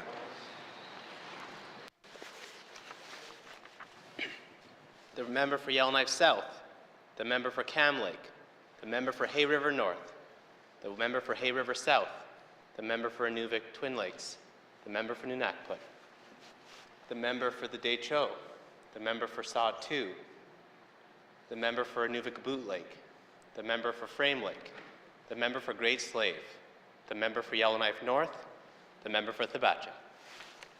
All those opposed, please stand. The member for Tunaday Willowday, the member for Yellowknife Center, the member for Range Lake. All those abstaining, please stand.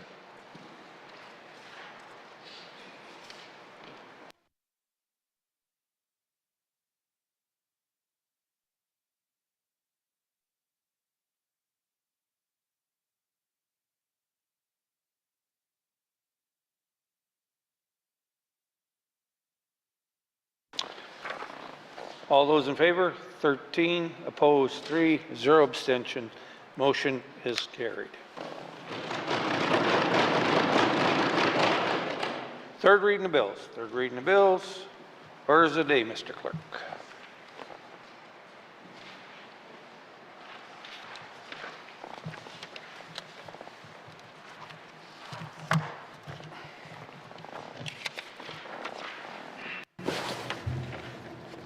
Orders of the day for Thursday, May 29th, 2025 at 1:30 p.m. Prayer or reflection, minister statements, member statements, motions, returns to oral questions, oral question 666-20(1), recognitions of visitors in the gallery, acknowledgements, oral questions, written questions, returns of written questions, replies to the Commissioner's address, petitions, reports of committees on the review of bills, reports of standing and special committees, tabling of documents, notice of motions. Notice of motions for first reading of bills. First reading of bills. Second reading of bills. Bills 28 and 29. Consideration of Committee of the Whole of bills and other matters. Reports of Committee of the Whole. Third reading of bills. Orders of the day. Thank you, Mr. Clerk. This House stands adjourned until Thursday, May 29th, 2025 at 1:30 p.m.